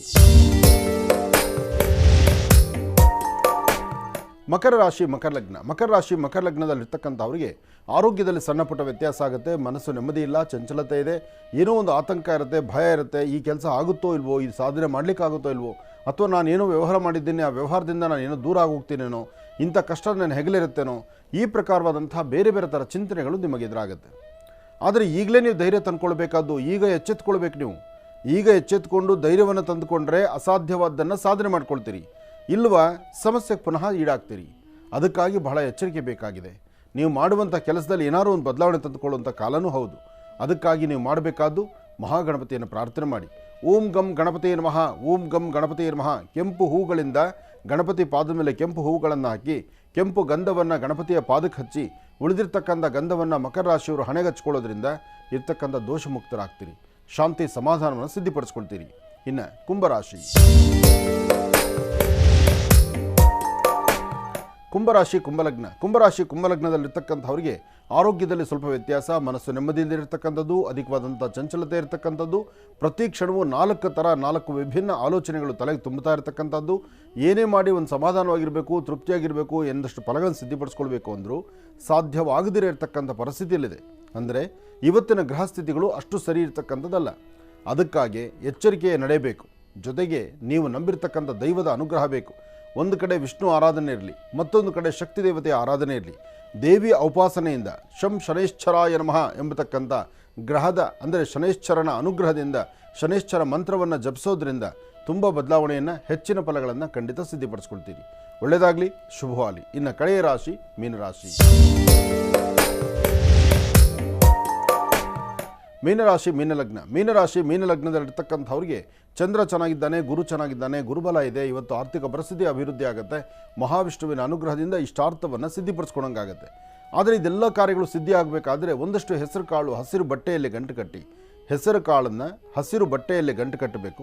ಗಂಟು ಕಟ್ಟಿರ್ತಕ್ಕಂಥ ಆ ಹೆಸರು ಕಾಳಿನ ಗಂಟನ್ನು ಮನೆಯಲ್ಲಿಟ್ಟು ಪೂಜಿಸಬೇಕು. ಶುಭ ಸಂಧ್ಯಾಕಾಲ ಸಾಯಂ ಸಂಧ್ಯಾ ಗೋಧೂಳಿ ಲಗ್ನ ಆದ ನಂತರ, ಅಂದರೆ ಗೋಧೂಳಿ ಲಗ್ನ ಆದ ನಂತರ, ಗೋವುಗಳು ಮನೆಗೆ ಬಂದ ನಂತರ ವಿಷ್ಣು ಆಲಯಕ್ಕೆ ಆ ಹೆಸರು ಕಾಳು ಗಂಟವನ್ನು ಕೊಟ್ಟು ಬಂದರೆ ಇವತ್ತು ಬರ್ತಕ್ಕಂಥ ದೋಷಗಳು ದೂರ ಆಗುತ್ತೆ, ಮನಸ್ಸಿಗೆ ಶಾಂತಿ ನೆಮ್ಮದಿ ಸಿಗುತ್ತೆ. ಎಲ್ಲದಕ್ಕಿಂತ ಮುಖ್ಯವಾಗಿ ಧೈರ್ಯದಿಂದ ನಾನು ಹಾಕುವ ಪ್ರತಿ ಹೆಜ್ಜೆಯಲ್ಲೂ ಹೆಚ್ಚಿನ ಯಶಸ್ಸಂತಿರುತ್ತೆ. ಆದರೆ ಆ ಹಸಿರು ಬಟ್ಟೆ ಮತ್ತು ಹೆಸರು ಕಾಳನ್ನು ಈಗಲೇ ಗಂಟು ಕಟ್ಟಿ ದೇವರ ಹತ್ರ ಇಡಿ. ಆ ಗಂಟನ್ನು ದೇವರ ಹತ್ರ ಇಟ್ಟು ಸಂಜೆ ಈ ಅನುಷ್ಠಾನವನ್ನು ಮಾಡಿದ್ರೆ ಇವತ್ತಿನ ಫಲಾಫಲಗಳಲ್ಲಿ ಸಾಕಷ್ಟು ಒಳ್ಳೆಯ ಫಲ ಇದೆ. ಹೆಚ್ಚಿನ ಫಲವನ್ನು, ಅದೃಷ್ಟವನ್ನು ಸಿದ್ಧಿಪಡಿಸ್ಕೊಳ್ತಕ್ಕಂಥ ಯೋಗ ಫಲ ಇವತ್ತಿನ ದಿನ ಇದೆ. ಒಳ್ಳೆಯದಾಗಲಿ, ಶುಭವಾಗಲಿ. ಇವತ್ತಿನ ದಿವಸ ಸಾಕಷ್ಟು ಮಹತ್ವಪೂರ್ಣ ಮಾಹಿತಿಗಳನ್ನು ತಿಳಿಸ್ಕೊಟ್ರು. ಮತ್ತು ಗುರುಗಳು ಬಹಳ ವಿಶೇಷವಾಗಿ 12 ರಾಶಿಗಳಲ್ಲಿರ್ತಕ್ಕಂಥ ಫಲಾಫಲಗಳನ್ನು ಬಹಳ ಅದ್ಭುತವಾಗಿ ಸವಿಸ್ತಾರವಾಗಿ ಗುರುಗಳು ತಿಳಿಸ್ಕೊಟ್ಟಿದ್ದಾರೆ. ಗುರುಗಳೇ, ನಿಮಗೆ ಹೃತ್ಪೂರ್ವಕ ಧನ್ಯವಾದಗಳನ್ನು ನಾನು ನಿಮಗೆ ತಿಳಿಸ್ತಾ ಇದ್ದೇನೆ. ಗುರುಗಳು ಒಳ್ಳೆಯದಾಗಲಿ, ಶುಭವಾಗಲಿ. ಲಕ್ಷ್ಮೀ ಬೋರಹ ಸ್ವಾಮಿಯ ಅನುಗ್ರಹ ಸದಾ ನಿಮಗೆ ಸಿಗಲಿ. ನೀವು ಹಾಕುವ ಪ್ರತಿ ಹೆಜ್ಜೆ ಹೆಚ್ಚಿನ ಯಶಸ್ಸಾಗಿರಲಿ. ಸದಾಕಾಲ ಸೂರ್ಯನ ಕಿರಣಗಳಂತೆ ಕಂಗೊಳಿಸುವಂಥದ್ದಿರಲಿ. ಒಳ್ಳೆಯದಾಗಲಿ. ಮತ್ತೆ ನಿಮ್ಮ ಭೇಟಿ ನಾಳೆ ಬೆಳಗ್ಗೆ ಗುರುವಾರದ ವಿಶೇಷ ಮಹರ್ಷಿವಾಣಿ ನೇರ ಪ್ರಸಾರದ ಕಾರ್ಯಕ್ರಮದಲ್ಲಿ. ಒಳ್ಳೆಯದಾಗಲಿ, ಶುಭವಾಗಲಿ.